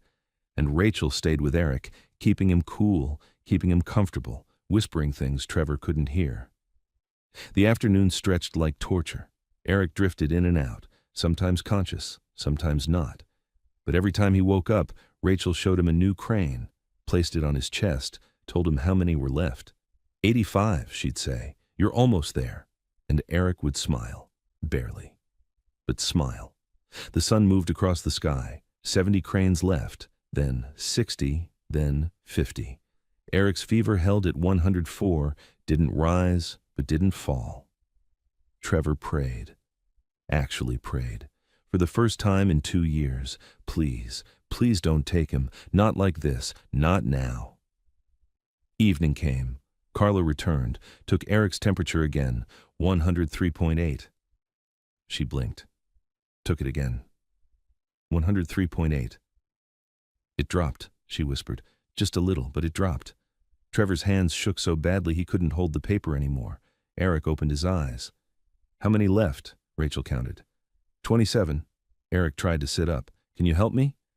Eric, you need to rest. Please, he said. I want to fold. Rachel looked at Trevor. He nodded. She helped Eric sit up, propped pillows behind him, put a piece of paper in his hands. His fingers could barely hold it. Trevor saw it first.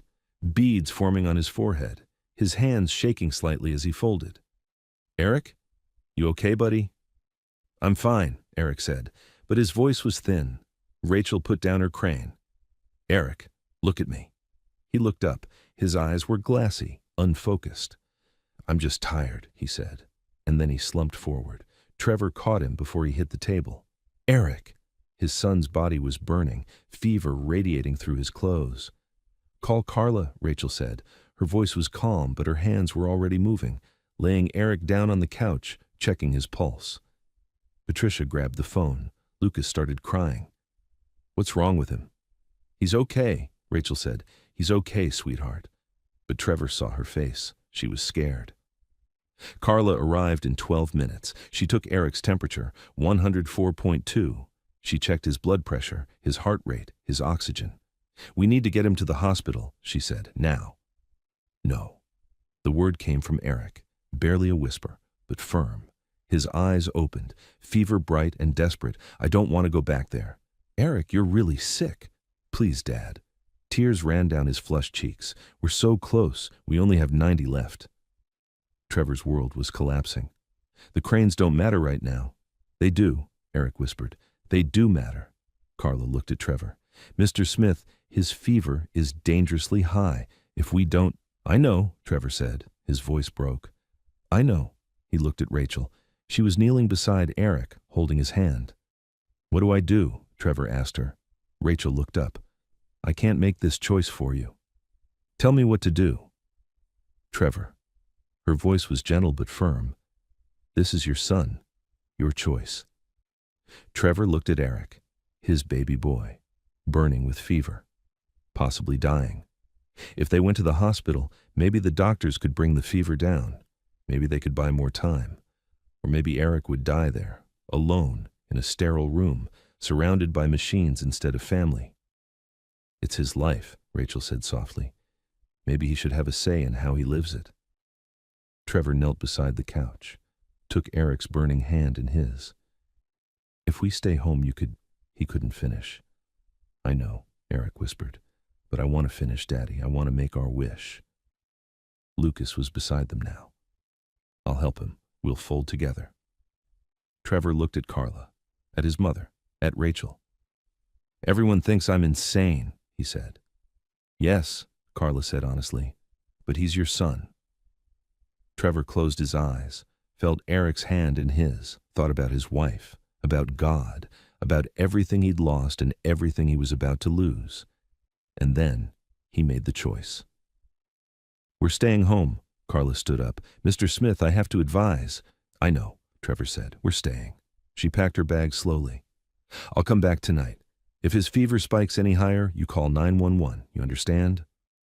Trevor nodded. After she left, the house was quiet except for Eric's labored breathing. Rachel went to work. Cool cloths on his forehead, water to keep him hydrated, medicine to bring down the fever. She moved with the efficiency of someone who'd done this before, who knew what dying looked like, who knew how to make it gentler. What can I do? Trevor asked. Rachel looked at him. Fold. What? Eric wants to finish, so we finish. We fold the last 90 cranes and we put them where he can see them. Trevor couldn't believe what he was hearing. He's dying and you want to fold paper? He's living, Rachel corrected, and he wants to see something beautiful before he goes. So yes, we fold. Trevor wanted to scream, to throw something, to rage at the universe for being so cruel. But instead, he picked up a piece of paper. And he folded. Lucas folded beside him. Patricia folded. Even through her tears, she folded. And Rachel stayed with Eric, keeping him cool, keeping him comfortable, whispering things Trevor couldn't hear. The afternoon stretched like torture. Eric drifted in and out, sometimes conscious, sometimes not. But every time he woke up, Rachel showed him a new crane, placed it on his chest, told him how many were left. 85, she'd say. You're almost there. And Eric would smile. Barely. But smile. The sun moved across the sky. 70 cranes left, then 60, then 50. Eric's fever held at 104, didn't rise, but didn't fall. Trevor prayed. Actually prayed. For the first time in 2 years. Please, please don't take him. Not like this. Not now. Evening came. Carla returned, took Eric's temperature again, 103.8. She blinked. Took it again. 103.8. It dropped, she whispered. Just a little, but it dropped. Trevor's hands shook so badly he couldn't hold the paper anymore. Eric opened his eyes.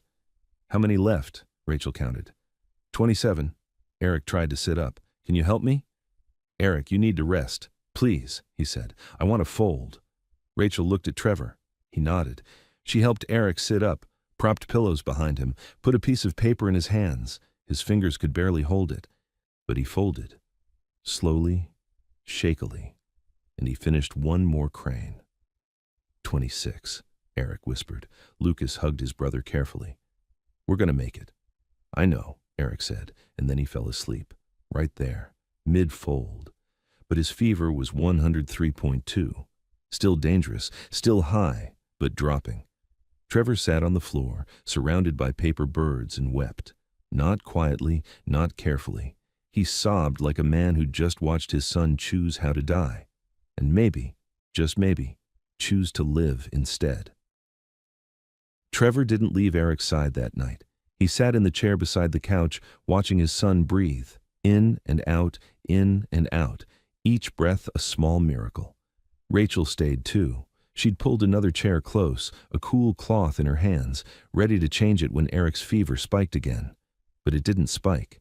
By midnight, it was 102.1. By 2 in the morning, 101.4. Patricia had taken Lucas upstairs to sleep. The house was quiet except for the soft tick of the clock and Eric's steady breathing. You should rest, Rachel said softly. Trevor shook his head. I can't. He's stable now. I know, Trevor's voice was raw. But if I close my eyes, I'm afraid I'll wake up and he'll be gone. Rachel didn't argue. She just sat with him in the dark. Hours passed. Finally, Trevor spoke. I almost lost him today. No, Rachel said. Today you let him choose. There's a difference. He's 7 years old. He doesn't understand. He understands more than you think, Rachel interrupted gently. He understands that life isn't just about breathing, it's about meaning, about finishing what you start, about making something matter. Trevor looked at her. You would have let your daughter choose too, wouldn't you? Rachel's face changed. Something old and painful surfaced. I didn't get the chance, she said quietly. By the time I knew she was sick, she was too far gone, too weak to have a choice. She died in a hospital bed asking me why I wasn't there when she needed me. Rachel, she was right, Rachel continued. I wasn't there. I was working, saving other people's children, and mine died thinking I didn't love her enough to notice she was sick. Her voice cracked. She looked down at her hands. That's why I'm here, Trevor, not to save your boys. I can't do that, but I can make sure they know every single moment that they're seen, that they matter, that their father chose them over fear. Trevor felt something break open in his chest. Not pain, something deeper, something like understanding. She knew you loved her, he said. Rachel shook her head. I hope so, but I'll never know for sure. and that's something I'll carry forever. They sat in silence. Outside, the wind picked up. Snow started falling again, soft and quiet against the windows. Trevor looked at Eric. His son's face was peaceful now, the fever flush fading, his breathing easier. "Thank you," Trevor whispered, "for teaching me how to be present." Rachel met his eyes. "You're doing that yourself?" "No, I wasn't. Before you came, I was trying to fix everything, control everything, buy my way out of grief." He paused. "But you showed me that sometimes the answer isn't doing more. It's just being there." Rachel smiled sadly. "That's all any of us can do. Show up, stay, love them while we can."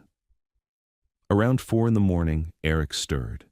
His eyes opened, clear, focused. "Dad?" Trevor was beside him instantly. "Right here, buddy." "I'm thirsty." Rachel brought water. Eric drank slowly, half the glass. "How do you feel?" Trevor asked. Eric thought about it. "Tired, but okay." Trevor's throat tightened. "You scared me today. I'm sorry." "Don't be sorry. Just don't leave me, okay?" Eric reached for his father's hand. "Okay." Trevor held on like his son was the only real thing in the world. Rachel checked Eric's temperature one more time. 99.8, almost normal. She looked at Trevor. Their eyes met. And for the first time in days, Trevor saw something in her face that looked like hope. 26 more, Eric whispered. "Then we make our wish." 26 more, Trevor repeated. Eric closed his eyes again. But this time, Trevor wasn't afraid. This wasn't the sleep of fever. It was rest. Real rest. As dawn broke through the windows, painting the room in soft gray light, Trevor finally let himself breathe. His son was still here, still fighting, still folding. Rachel stood and stretched. "I'll make coffee." "Rachel," she turned. "Your daughter knew," Trevor said. "She knew you loved her. I promise you, she knew." Rachel's eyes filled. She nodded once, then left the room before he could see her cry. Trevor sat alone with his sleeping son and the paper cranes hanging overhead like 1,000 small prayers. He thought about his wife, about God, about miracles that don't look like miracles until you're standing in the middle of them. And he realized something. Maybe healing wasn't about the body getting better. Maybe it was about the heart remembering how to hope. Maybe it was about a father learning to be present instead of powerful. Maybe it was about paper birds and quiet women and choices that feel impossible but turn out to be exactly right. Outside, the sun rose. A new day. Day 7. The last day the doctors had given them. But Eric was still breathing, and they only had 26 cranes left to fold. Trevor picked up a piece of paper, and he started to fold, not because he believed in magic, but because he believed in this, right here, right now, his son, this moment, this love that refused to surrender. And maybe that was miracle enough. Morning came soft and quiet. Eric woke up asking for breakfast. Real breakfast. Eggs, toast, orange juice. Patricia nearly dropped the pan when she heard him. "What did you say, sweetheart?" "I'm hungry," Eric repeated, like it was the most normal thing in the world. Trevor couldn't move, couldn't breathe. He just watched his son sit up on the couch, eyes clear, color in his cheeks. Rachel checked his temperature. 98.6, normal, completely normal. "How do you feel?" she asked. Eric stretched. "Good. Tired, but good." He looked around at all the paper cranes. "Can we finish today?" Lucas came running down the stairs. "You're awake?" "Yeah," Eric grinned, "and we have 26 more to go." The boys ate breakfast together. Actually ate, not picking, not forcing, just eating like children should. Trevor stood in the doorway watching them, tears running down his face. Rachel touched his arm gently. "Breathe, Trevor. I don't understand what's happening." "Maybe you're not supposed to," she said. "Maybe you're just supposed to be grateful." After breakfast, they gathered in the living room, the 4 of them. Trevor, Rachel, Lucas, and Eric. 26 pieces of paper laid out on the table. "We do these together," Rachel said. "All of us, every single one." They folded slowly, carefully, each crane a prayer, each fold a thank you. 26 became 20, 20 became 15. Carla arrived for the morning check. She stopped in the doorway, staring. "He's up," she said. Not a question, a statement of disbelief. "He's up," Trevor confirmed. She examined Eric, listened to his heart, checked his vitals, drew blood for the lab. "I don't understand," she kept saying. "I just don't understand." But Eric just smiled. "We're almost done. Only 12 more." Carla left shaking her head, promising to call with the lab results. They kept folding. 12 became 10, 10 became 5. And then there was one piece of paper left. Gold, metallic, shimmering in the afternoon light. Rachel had saved it, kept it hidden until this moment. "This one," she said. "We fold together." Trevor, Rachel, Lucas, and Eric gathered around the table. They each placed one hand on the paper. "What do we wish for?" Lucas asked quietly. Trevor looked at his sons, alive, here, fighting.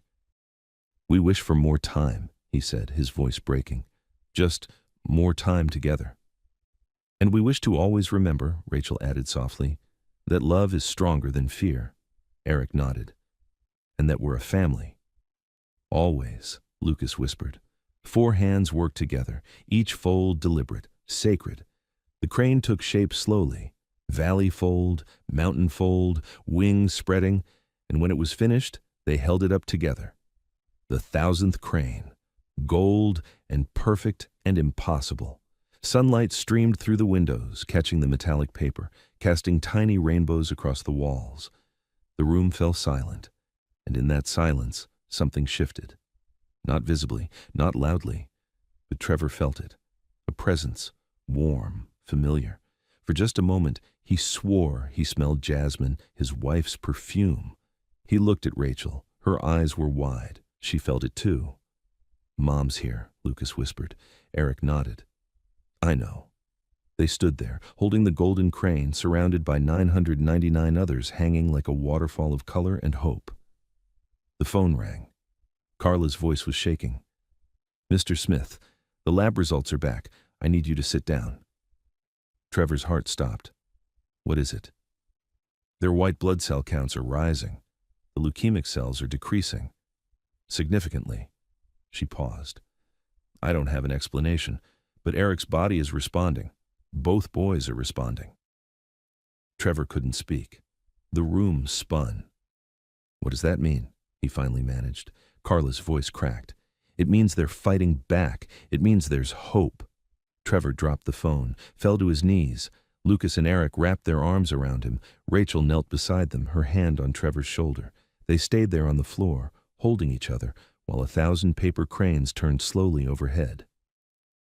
"We did it," Eric whispered. "We made our wish." Trevor pulled his sons closer. "You did it. You both did it." Rachel stood quietly, began gathering her things. Trevor looked up. "What are you doing?" "My work here is done," she said softly. "No, Rachel, you can't." She smiled, sad but peaceful. "Your boys are going to live, Trevor. They're going to fight. They're going to win. And you're going to be the father they need. Not because of me. Because you remembered how." "Stay," Trevor pleaded. "Please, stay with us." Rachel knelt down one more time, looked at Lucas and Eric. "You two taught me something," she said. "You taught me that my daughter's story doesn't end with her death. It continues every time someone else chooses hope, every time a family folds together instead of falling apart." She touched their faces gently. "Thank you for letting me finish what Maya started." She stood, walked toward the door. "Rachel," Trevor called. She turned. "Your daughter knew," he said. "She knew you loved her, and she's proud of what you did here." Rachel's eyes filled with tears. She nodded. Then she was gone. The door closed softly, and Trevor sat on the floor with his sons, surrounded by paper birds and impossible hope, and let himself believe again, in miracles, in healing, in love that folds us back together when we're broken. Outside, Rachel drove away in her old car, but she left behind something that would never leave. 1,000 cranes, 2 boys learning to live again, and a father who finally understood that presence was the greatest gift he could ever give. 6 months later. The living room still held the cranes, all 1,000 of them. Trevor refused to take them down. They hung from the ceiling like a cathedral of paper and hope, turning slowly whenever someone walked through, catching the light, casting shadows that looked like wings. But the medical equipment was gone. The oxygen tanks, the IV poles, the hospital bed. Instead, there were soccer cleats by the door, backpacks on the couch, drawings taped to the refrigerator. Life, real, messy, beautiful life. Lucas and Eric were in remission. The experimental trial Rachel had funded worked, 3 rounds of treatment. Their bodies, somehow strengthened by those impossible weeks of folding, held on, fought back, won. Dr. Patel called it unprecedented, wrote papers about psychological factors in pediatric cancer outcomes, used words like miraculous and unexplained. But Trevor knew the truth. It wasn't the medicine alone that saved his sons. It was a woman in a blue uniform who taught them that hope was a choice, that life was worth fighting for, that presence mattered more than promises. Trevor had tried to find her, called every number, searched every database, but Rachel Jackson had disappeared the same way she'd arrived, quietly, without trace. All she left behind was a photograph, the one she'd given him that last night, a young girl folding a paper crane. Maya, smiling. Trevor had it framed, put it on the mantel beside his wife's photo. 2 angels who'd loved his family from different sides of heaven. He'd changed too. The billion-dollar company no longer consumed him. He'd stepped back, hired people he trusted, made space for what mattered. Now, every Wednesday, he and the boys volunteered at Children's Hospital of Philadelphia. In the same ward where they'd received their death sentence, they taught other sick kids to fold cranes, brought colored paper and fishing line and stories about a woman who believed in miracles made of hope and patience. Some of the kids were too weak to fold, so Trevor and his sons would sit beside their beds and fold for them, place each finished crane where they could see it, remind them they weren't alone. He'd started a foundation, Maya's Wings, named after the daughter of a woman whose name he didn't even know how to pronounce without his voice breaking. The foundation funded experimental trials, paid medical bills for families drowning in debt, provided hospice care that focused on living, not just dying. In 6 months, they'd helped 53 families, 53 children who might not have had a chance, and every single one of them received a box of colored paper and instructions on how to fold a crane. Today was a special day. Lucas and Eric's 8th birthday. The birthday the doctors said they'd never reach. The house was full. Friends, family, other kids from the hospital. Patricia had baked a cake, decorated with paper cranes made of frosting. The boys blew out the candles together. "What did you wish for?" someone asked. Lucas and Eric looked at each other, then at their father. "We don't need to wish anymore," Eric said. "Why not?" "Because we're already living our wish," Lucas finished. Trevor's throat closed. He pulled his sons close, kissed the tops of their heads, hair that had grown back, thick and wild and beautiful. Later, after the guests left and the boys were asleep upstairs in their own beds, not hospital beds, just regular beds with dinosaur sheets and too many pillows. Trevor sat alone in the living room. He picked up a piece of paper. Yellow. Maya's favorite color, Rachel had once told him, and he started to fold. He didn't need to anymore. Didn't need to bargain with God or make wishes or pray for miracles. But he folded anyway. Because Rachel had taught him something that went deeper than healing. She taught him that life wasn't about the destination. It was about the moments in between. The paper folded on living room floors. The laughter shared over crooked birds. The presents given when nothing else could be. She taught him that sometimes God doesn't answer prayers the way we expect. Sometimes he sends a stranger with gentle hands and a broken heart who knows exactly what we need.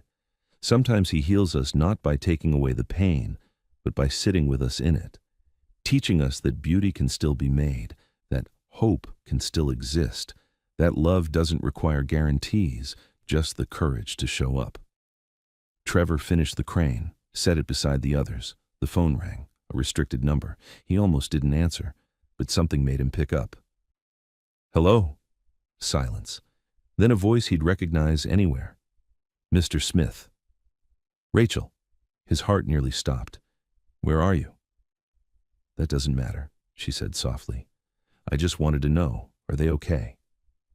Trevor looked at the ceiling, at the 1,000 cranes his sons had folded when they should have been dying. They're perfect, he whispered. They're alive and healthy and perfect. He heard her breath catch. Good, that's good. Rachel, please, come back. Let us thank you properly. Let the boys see you. They ask about you every day. I can't, she said. This was never about me. It was always about you, Trevor said. You saved them. No, her voice was firm but gentle. I just reminded you what was already there. Love, hope, faith. You saved them, Trevor, by choosing to be present, by sitting on the floor, by folding. Trevor felt tears on his face. I miss you. I'm not gone, Rachel said. I'm in every crane, every moment you choose hope over fear, every time you sit with your sons instead of trying to fix everything. She paused. That's how you honor what we did together. You live, fully, presently, gratefully. Rachel, I have to go, but Trevor, thank you for letting me finish what Maya started, for giving me a reason to believe that love doesn't end. It just changes forms. Wait, but the line went dead. Trevor sat holding the phone, staring at the cranes overhead. And he understood. Rachel wasn't coming back. She'd never planned to. She was a gift, brief, precious, sent exactly when his family needed her most. And now she was gone, helping another family, teaching another father how to fold, how to hope, how to live. Trevor stood, went upstairs, looked in on his sleeping sons.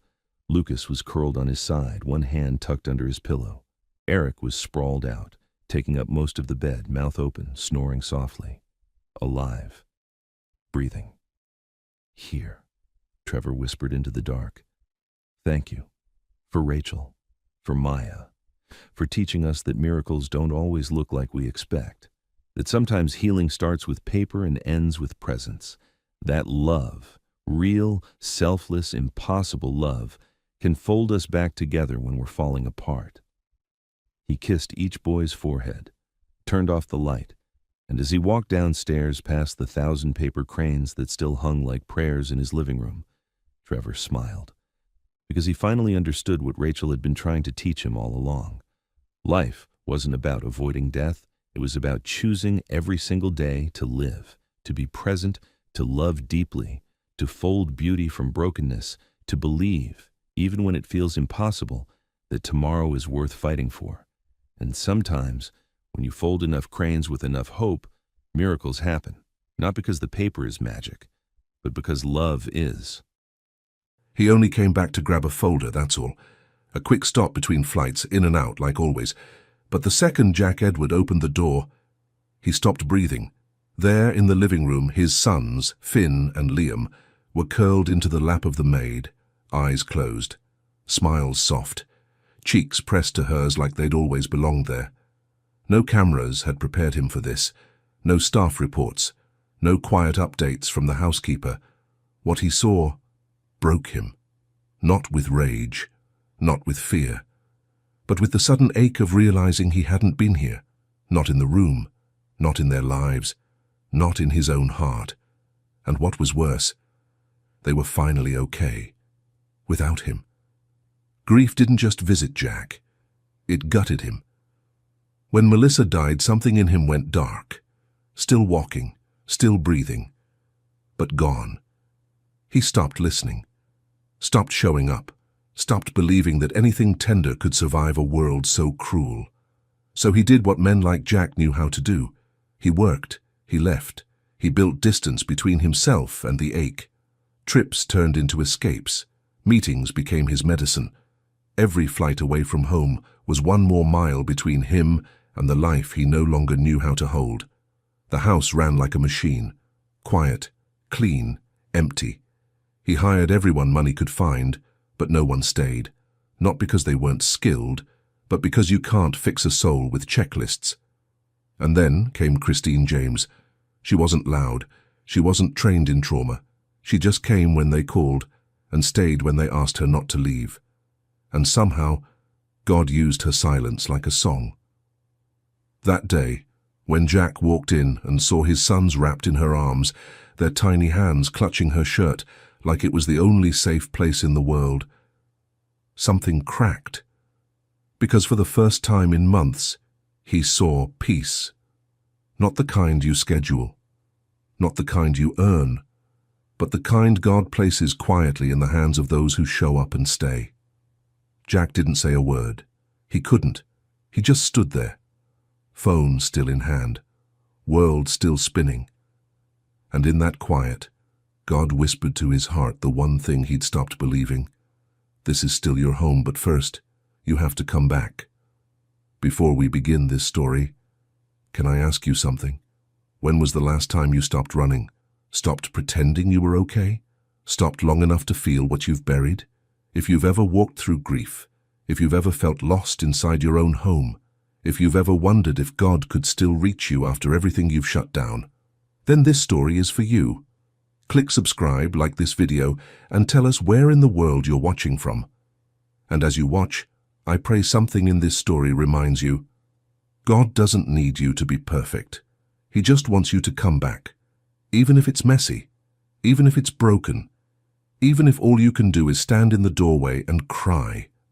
Let's begin. The wheels of the black sedan hadn't even cooled when Jack Edwards stepped out, suit jacket still creased from the plane, eyes blank from the boardroom. It was supposed to be a 48-hour trip, but somewhere between Chicago and the silence he carried inside him, Jack had lost count. He didn't call ahead, didn't text the staff, didn't even tell the driver he was coming back. He just showed up, like a ghost re-entering his own home. The door opened with its usual hiss of automation. Same marble floor, same polished air, same emptiness.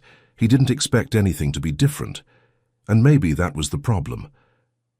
Jack walked through the entryway with the same half-scrolling thumb and dead-eyed focus he used in meetings, one step ahead of feeling, always one step removed from where he was. Until he heard it. A sound he hadn't heard in months, maybe longer. It wasn't music, not exactly. It was humming, low, gentle, untrained. The kind of sound a person makes when they think no one is listening. He turned the corner, half expecting a broken speaker or a forgotten TV, and then he saw them, his sons, Finn and Liam, one on each knee, tiny fingers tangled in her apron, their faces tucked into either side of Christine's neck. Smiling, not wild, not manic, not desperate for attention, just content, like they were right where they belonged. Christine didn't notice him. Her head was slightly bowed, humming a tune no one taught her, just something she must have made up. Her arms were wrapped around the boys, not tight, but firm, like she knew they'd fall apart if she let go too soon. Jack froze in the doorway, not in anger, not even in confusion, just stillness. The kind that comes when your soul recognizes something your brain hasn't caught up to yet. He didn't speak, didn't move. He simply watched. The boys breathed in sync with her chest, every rise and fall, every tiny sigh of safety, as if they'd found something sacred and decided to stay. Something inside Jack cracked, quietly, not like glass, more like ice melting around the edges. He hadn't seen them like this since Melissa died, maybe not even before that, and God help him, he wasn't sure if he felt relief or grief or shame. Maybe all three. He looked down, realized his hand was still clenched around his phone. An unread message from a venture partner blinked at him. He didn't open it. He just turned slowly, backed out of the room like someone who'd walked into a chapel mid-prayer. No one had seen him, but something had seen him. He felt it. Upstairs, the hallway stretched longer than usual. He passed Melissa's music room without looking in, past the empty nursery chair he never sat in. He entered his office, but didn't sit. Just stood in front of the tall window, looking out across the cold, perfect lawn. A man with everything, and nothing. The silence in the house had always been his sanctuary, his fortress, his deal with the grief. But now it felt like judgment, like every square inch of marble echoed a question he'd been avoiding. Where were you? Where were you when the boys cried in the night? When they reached for someone who wouldn't disappear by morning? Where were you when love asked for presence, not performance? Jack closed his eyes, and for the first time in months he didn't hear numbers or deadlines. He heard her, Christine, humming, steady, unhurried. He didn't know what song it was. Maybe it wasn't one. Maybe it was just a sound she made to tell two little boys, "You're safe now." And somehow, in a way he couldn't explain, he knew it wasn't just for them. It was for him, too. She hadn't seen him in the doorway, hadn't heard the soft click of the front door behind him. But still, she held them, still humming, still here. And as Jack turned away, quietly, almost reverently, something inside him whispered what he didn't yet know how to say, "Don't leave." That night Jack stood over the sink long after the dishes had been cleared. He hadn't touched his dinner, didn't remember sitting down. The house had grown quiet again, but this silence wasn't clean anymore. It was thick, full of questions he wasn't ready to ask. Christine was somewhere down the hall, settling the boys for bed. She always moved quietly, like someone who knew the cost of peace and didn't want to waste it. Jack stared out the kitchen window. It was raining lightly, the kind of soft drizzle that barely kissed the glass but carried its own kind of ache. He didn't usually notice things like that, but tonight he did. Earlier, he had reviewed the security footage. He didn't know why. Maybe he needed proof that what he saw was real. Maybe he needed a reason to feel angry. He clicked through the hours he'd been away, expecting something. What he found was silence, not emptiness, but peace. Christine reading to the boys in the living room. No big voices, no overstimulated noise, just quiet rhythm. She didn't force them to sit. She didn't demand focus. She waited until one of them crawled closer on his own, and then the other followed. She turned the pages slowly. Even when they lost interest, she kept reading aloud, her voice steady, as if presence mattered more than performance. In another clip, Liam cried when Finn took his toy. Christine didn't correct, didn't scold. She bent down, eye level, and whispered something he couldn't hear. Liam stopped crying, not because he was told to, but because he was understood. Jack clicked out of the footage, closed the laptop, pushed it to the other end of the desk like it had said something he wasn't ready to hear. He couldn't stop thinking about one thing. What if all this time he'd been giving his children structure but not love? What if love looked different now? Messier, quieter, softer than he knew how to be. Later that evening, he knocked gently on the boy's door. It wasn't something he did. Christine opened it halfway, her voice was low. "They're asleep." He nodded, unsure why he'd come. Her apron was folded over one arm, her shoes already off. Hair tied back loosely, a smudge of flour on her wrist. She didn't look like someone important. She looked like someone willing. That unsettled him more than he could say. "I watched the footage," he said. Christine didn't flinch. "I know," she replied, with a strange kind of peace. "You always do." He should have been offended. He wasn't. Jack looked at the floor, then back at her. "They're close to you." She nodded. "I know." "And you never crossed a line?" Her eyes met his, warm, clear, not defensive. "I didn't draw any," she said. "I just stayed when they asked me not to leave." It was such a simple sentence, but it hit him like a weight he didn't see coming. She didn't push her way in. She didn't perform motherhood. She just stayed. And somehow staying had rewritten the atmosphere of a house built on grief. The next morning, Jack typed something, a document, household policy revision. He listed rules, logical ones, professional boundaries, no personal involvement, no emotional dependency, no bedtime singing, no calling staff by affectionate names. At the bottom, he added, "Maintain structure at all times." He paused, stared at that line like it meant something holy. It didn't. He emailed it to Christine. Subject line, "Protocol, effective immediately." She found it that afternoon, read it quietly in the laundry room, beneath the hum of the dryer. The light above her flickered a little. She didn't cry, didn't sigh. She just pulled a pen from her apron pocket, folded the printed copy back neatly, and scribbled one line beneath his signature space. Structure only works when someone stays. Then she left it on the edge of his desk, beside a cooled cup of coffee he'd forgotten to drink. That night she followed the rules. She didn't sing, didn't kneel to meet the boys' eyes, didn't hold their hands when they whimpered in their sleep. By dinner, Liam was in tears. Finn had spilled juice and refused to be comforted. Jack watched from the hallway. Christine sat still on the couch, present but quiet. No rebellion, no reaction, just stillness. And even in that stillness, Jack saw it. She wasn't obeying. She was showing him something. He just didn't know what yet. That night, the house didn't rest. Not really. The lights dimmed, the doors closed, but the air still felt wrong. Too still, too clean, too quiet in all the places where love used to live. Christine folded laundry with the same steady hands, not because the rules deserved obedience, but because the boys still needed someone who wouldn't leave. And Jack. Jack sat in his office, staring at the line she'd written across his rules. Structure only works when someone stays.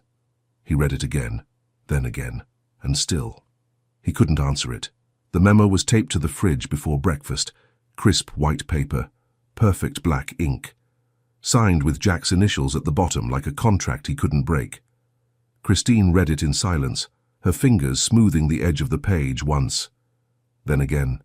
No personal affection, no unnecessary contact, no humming, no emotional dependency. Maintain professional distance at all times. The list ended with one line. Structure is stability.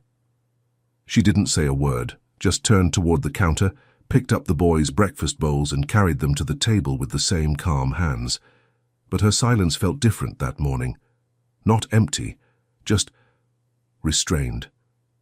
Finn and Liam were already waiting, still in their pajamas, hair tousled from sleep. Liam had his sock on backwards. Christine noticed, but she didn't kneel to fix it. She placed their bowls gently on the table. Oatmeal, 2 spoons, no fruit this time. And then she stood. Not close, not far, just present, like a lighthouse seen across fog. Eat while it's warm, she said softly. The boys blinked up at her. Finn reached toward her scarf, the green one she always wore. She stepped back. No touching, sweetheart, she said, then paused, correcting herself. Finn. Upstairs, Jack stood by the railing, watching. He could hear everything. The quiet clinks of spoons, the absence of song. It was working. The house was calm, orderly. And yet, something inside him felt colder than it had the night before. Later, Christine found the twins in the hallway outside the playroom. They weren't fighting. They weren't laughing. They were just sitting there, shoulder to shoulder, backs pressed against the wall. Liam looked up at her. He didn't cry. He didn't ask. He just looked, like he was waiting for something he no longer had the words to ask for. She sat near them, not with them. She didn't sing. She didn't reach for them. She just stayed, quiet, compliant, still. By lunchtime, the silence had thickened. It wasn't peaceful anymore. Christine served sandwiches without humming, without the usual stories she told about clouds or birds or basil seeds. Finn didn't touch his plate. Liam whispered something, but not to anyone in particular. Jack sat at the far end of the table, phone beside him, unread emails open. He watched them, and for a split second he saw it. His sons, frozen in a house that was too clean to hold them. That evening, Christine slipped a folded piece of paper onto Jack's desk, the same memo, her handwriting beneath his signature. Just one line. Structure only works when someone stays. She didn't knock. She didn't ask to explain. She left it there and walked away. That night, Jack didn't sleep. He lay in bed with the lights off, the silence humming in his ears. He could still see Liam's hand reaching across the table that morning. No one had taken it. Not her. Not him. He hadn't even moved. He turned to the side. Melissa's pillow was still there, still untouched after all these months. He used to think it was a way to honor her. Now he wondered if it was just another way to run. At 2:17 a.m., he found himself in the hallway again, drawn by something he couldn't name. He stopped outside the nursery, didn't open the door, didn't knock. He just stood there, heart tight, breath shallow. Inside, the boys were asleep. Christine sat on the floor beside them, back against the crib, her scarf around her neck again. She was humming, soft, steady. The tune barely touched the air. But it was there. She had broken the rules. And Jack was glad she did. The memo was still taped to the fridge, untouched, unread, unfelt. But in the nursery, where two small boys slept without fear and a woman hummed songs that had no name, a different kind of rule was being written, one made of breath, of presence, of grace. And Jack, still standing at the door, knew this time he wasn't looking at a breach of order. He was looking at something that might save them all. Jack watched more now. Not from behind emails, not through camera feeds, but with his eyes. His own eyes. Noticing things he hadn't noticed before, like how Liam pressed his thumb against the edge of the table when he was scared, or how Finn paused mid-step when someone raised their voice, even a little. He wasn't sure when he'd stopped looking, but now he couldn't stop. Christine had started singing again, not always, not loudly, but just enough. Soft melodies in the hallway, half-hummed lullabies while folding clothes, songs with no name, no words, just warmth. She never asked permission, and Jack never told her to stop. One evening, he stood just outside the kitchen. She didn't know he was there. Finn had spilled juice. A slow orange stream across the floor. Liam looked ready to panic, lower lip trembling, hands clenched into his shirt. Christine didn't scold. She didn't rush. She crouched down to the boy's level, voice steady. "Let's breathe," she whispered. "Big belly breaths, okay? In and out." Liam mirrored her. Finn followed. 3 breaths, 4, 5. The room calmed. Then, without a word, Christine handed Finn a small towel, held his hand over the mess, and waited. He wiped it once, then again. She nodded. "That's it. We clean up together." Not Jack because blinked. it was profound, but because it was so simple. No lectures, no fear, no raised tones, just presence. Later that night, he stood at the bottom of the stairs, one hand resting on the banister. Diane passed behind him with a laundry basket, her steps slow. "You've been quiet," she said gently. Jack didn't answer right away. Then, finally, "She never raises her voice." Diane nodded. "Doesn't have to." Jack looked up the stairs toward the nursery, then back at the empty hallway. "She never tries to be their mother." "No," Diane said, setting the basket down. "She just loves them like someone who remembers what it's like to be small." The next afternoon, Christine asked for 10 minutes of his time at the dining room table. No contracts, no staff in sight, just paper, a pen, a cup of tea between them. "I've drawn up a structure," she said quietly. Jack lifted an eyebrow. "For what?" "For the house," she replied. "But not just the house, for the people in it." She slid the paper toward him. It wasn't complicated. A weekly rhythm, simple roles for each staff member, clear breaks, boundaries, and one request, written at the bottom in calm, clean handwriting. "One night a week you're here, not as the boss, as their father." Jack stared at the page, the weight of those words pressed into his chest. He looked up. Christine met his eyes. No challenge, no push, just stillness. He cleared his throat. "That's ambitious." Christine's mouth curved slightly. "So are your quarterly projections." He didn't say yes, but he didn't say no. And somehow, that was enough for now. That evening, he found Finn sitting near the windowsill, a coloring book open but untouched. Christine was in the kitchen, her back turned, humming again. Jack walked over slowly, sat on the floor beside his son. Finn didn't look up, but he leaned gently into Jack's side, just enough to be felt, not enough to make a sound. Jack didn't speak, didn't move away, just sat there for a while. And that was new. Later that night, Christine wiped down the chalkboard in the kitchen. The day's notes were smudged, faint. She picked up a piece of white chalk, hesitated, then wrote 3 small words across the top. Still watching, still learning. She didn't sign her name. She didn't need to. And upstairs, where Jack sat beside 2 sleeping boys, the window cracked just enough to let the night air in. He knew what those words meant. They weren't for the house. They were for him. It started with a photo. Blurry. Off-center. Taken through the hedge by someone walking their dog on a Sunday morning. Christine, kneeling in the garden, her hands covered in soil. Finn, laughing as he painted a rock with blue and green swirls. Liam beside her, holding a tiny watering can like it was holy. The light had been soft that day. Spring air still cool, sky wide and forgiving. Christine's scarf had slipped halfway from her neck, resting on her shoulder like it belonged there. And they looked happy, not posed, just safe. By Monday morning, the photo had been shared 11,000 times. Billionaire's Maid plays mom. Tech CEO's twins find comfort in unlikely caregiver. Inside the Edward estate, where is their father? The words didn't bother Jack at first. He didn't even read them. He saw the picture, he recognized the moment, and it hurt.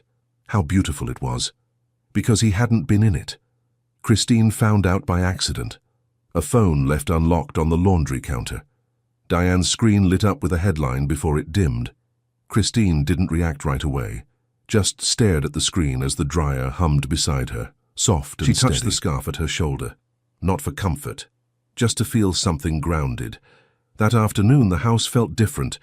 The walls hadn't changed, but the quiet had. It wasn't peace anymore, it was caution. Jack called a meeting. The PR team suggested a statement. "We'll clarify her role," someone said. "Reframe the narrative," another added. "Protect the family brand." Jack stared at the table, at words that had nothing to do with what mattered. He stood, left the meeting without speaking. Later, he found Christine in the garden. She was planting basil with the boys.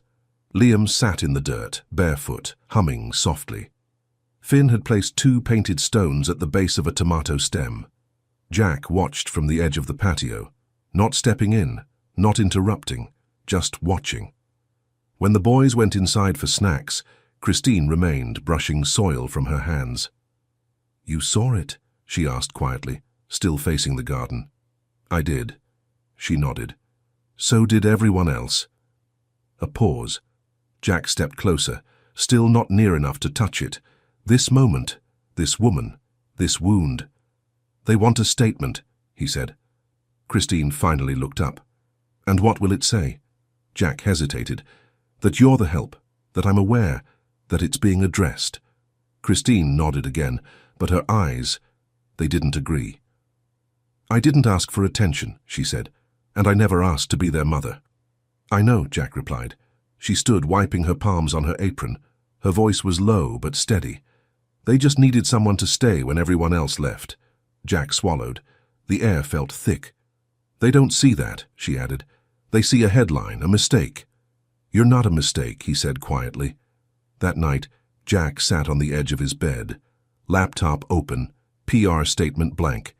He typed something, deleted it, typed again, deleted again. Finally, he shut the screen. The silence in the room felt louder than ever. He didn't want to protect his image. He wanted to protect them.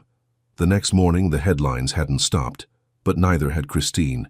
She made pancakes, cut fruit, braided Liam's hair when he asked, lopsided, messy, perfect. Jack watched her from the hallway. She looked tired, but not defeated. The boys didn't know about the internet, about shame, about optics. They only knew the scarf still smelled like lavender, and her lap still felt like home. That evening, Christine didn't hum.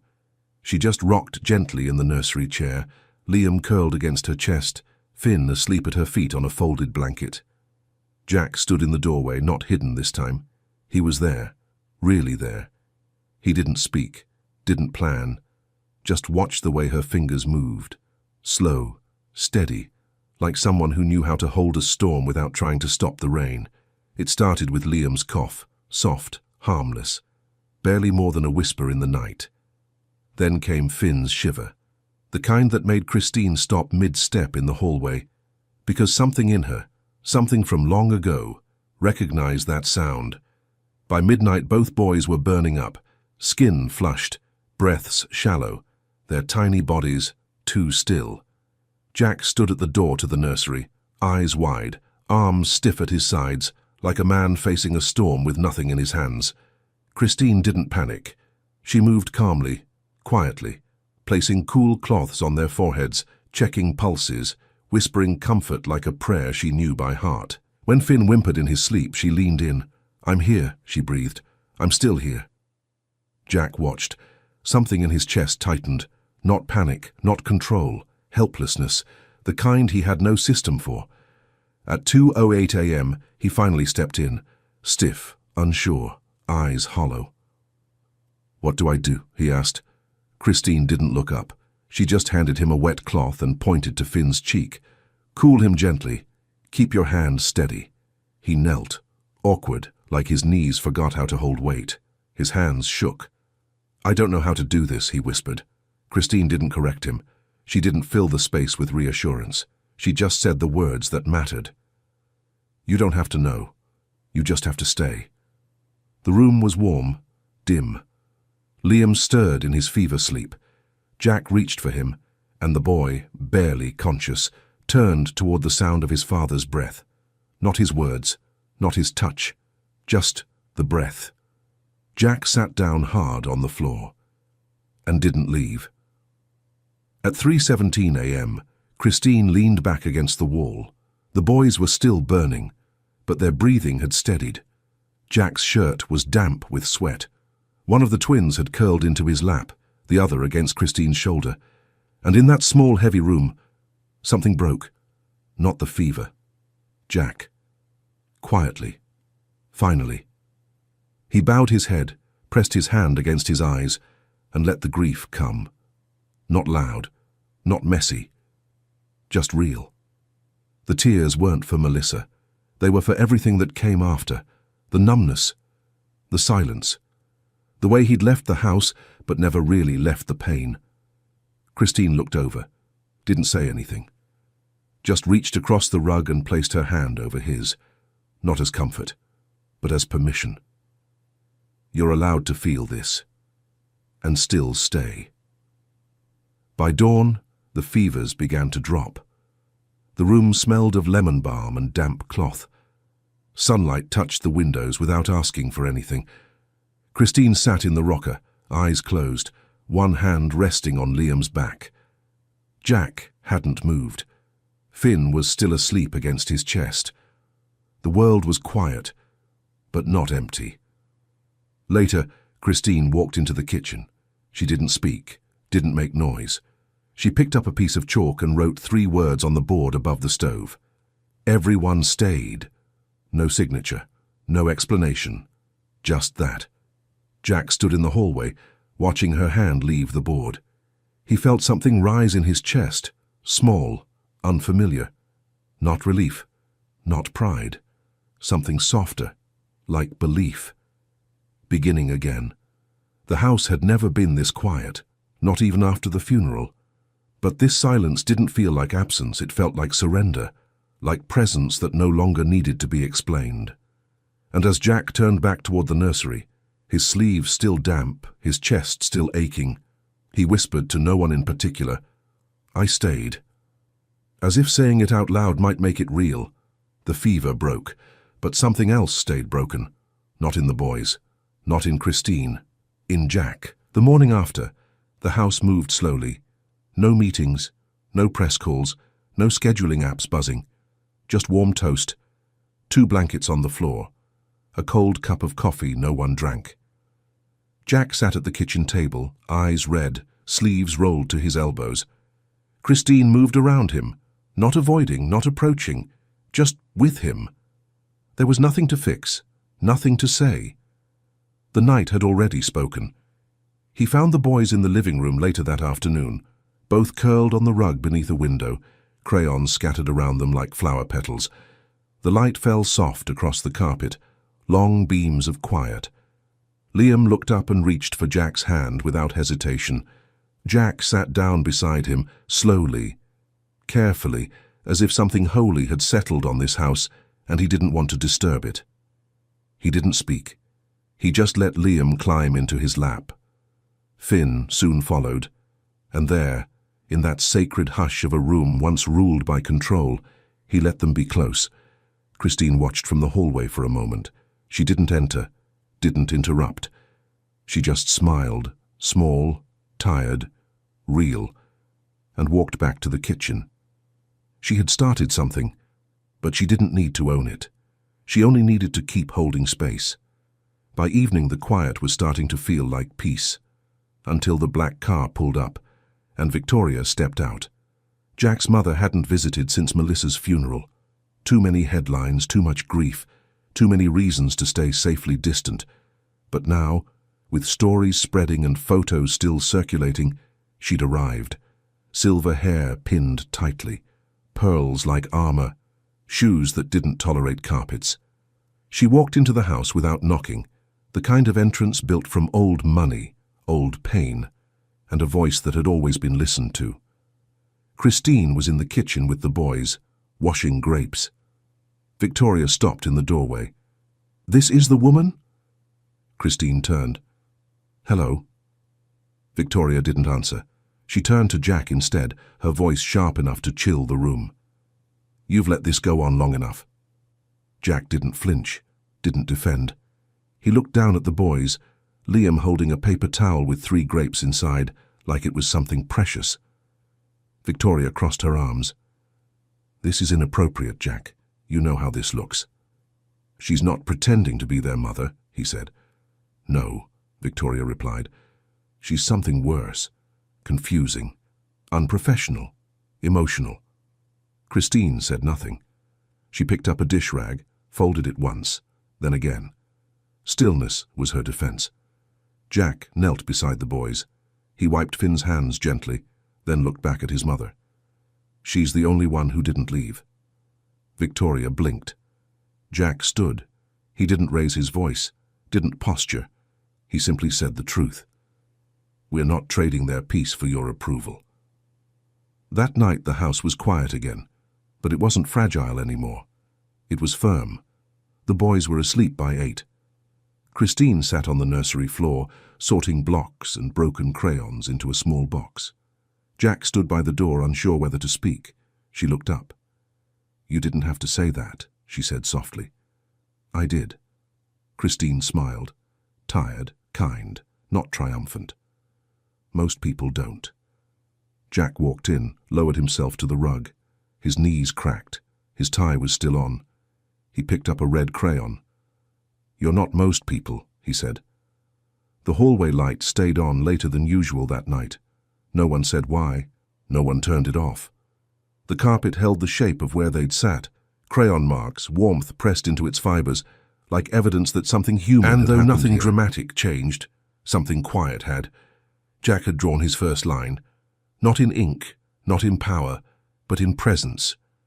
And for the first time. He didn't look back. The headlines didn't stop, not even after the press team went silent. Not after Jack shut down interviews, declined statements, refused to spin the story.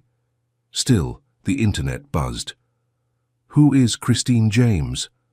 A maid or a mother? Behind the Edward estate's closed doors. She ignored it, as she always had, until the letter arrived. It came folded in a plain envelope, slid beneath the back door during nap time. No name, no return address. Just one line in careful script. "We don't need your story framed.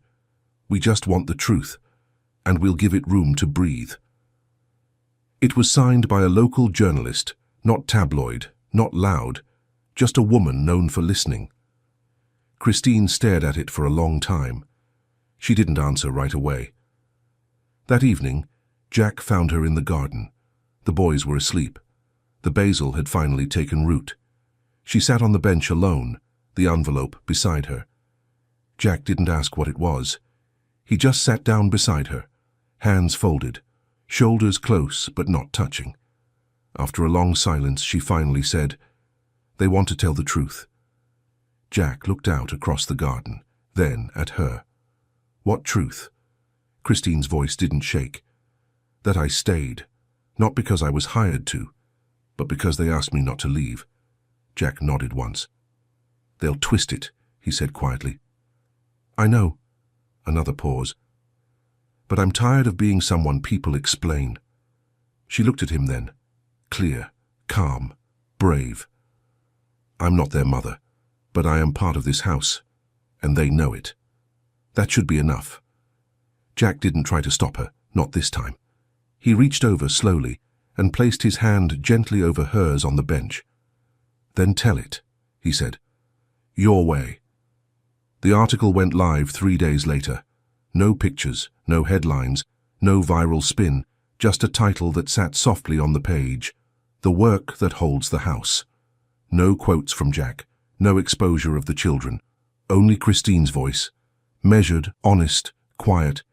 She spoke of grief, of losing her parents in a fire, of raising her little sister on nothing but instinct and prayer, of silence, and staying. "I don't fix children," she wrote. "I don't replace mothers. I just stay in the room long enough for them to remember they're still loved." There were no interviews, no book deal, no follow-up. But something changed. A neighbor left a casserole at the gate. Someone dropped off sidewalk chalk and a box of strawberries. The mailman asked if Christine could teach his wife how to grow basil, and when the delivery woman brought groceries, she handed the receipt to Christine, not the security guard. Jack read the article alone twice, then a third time.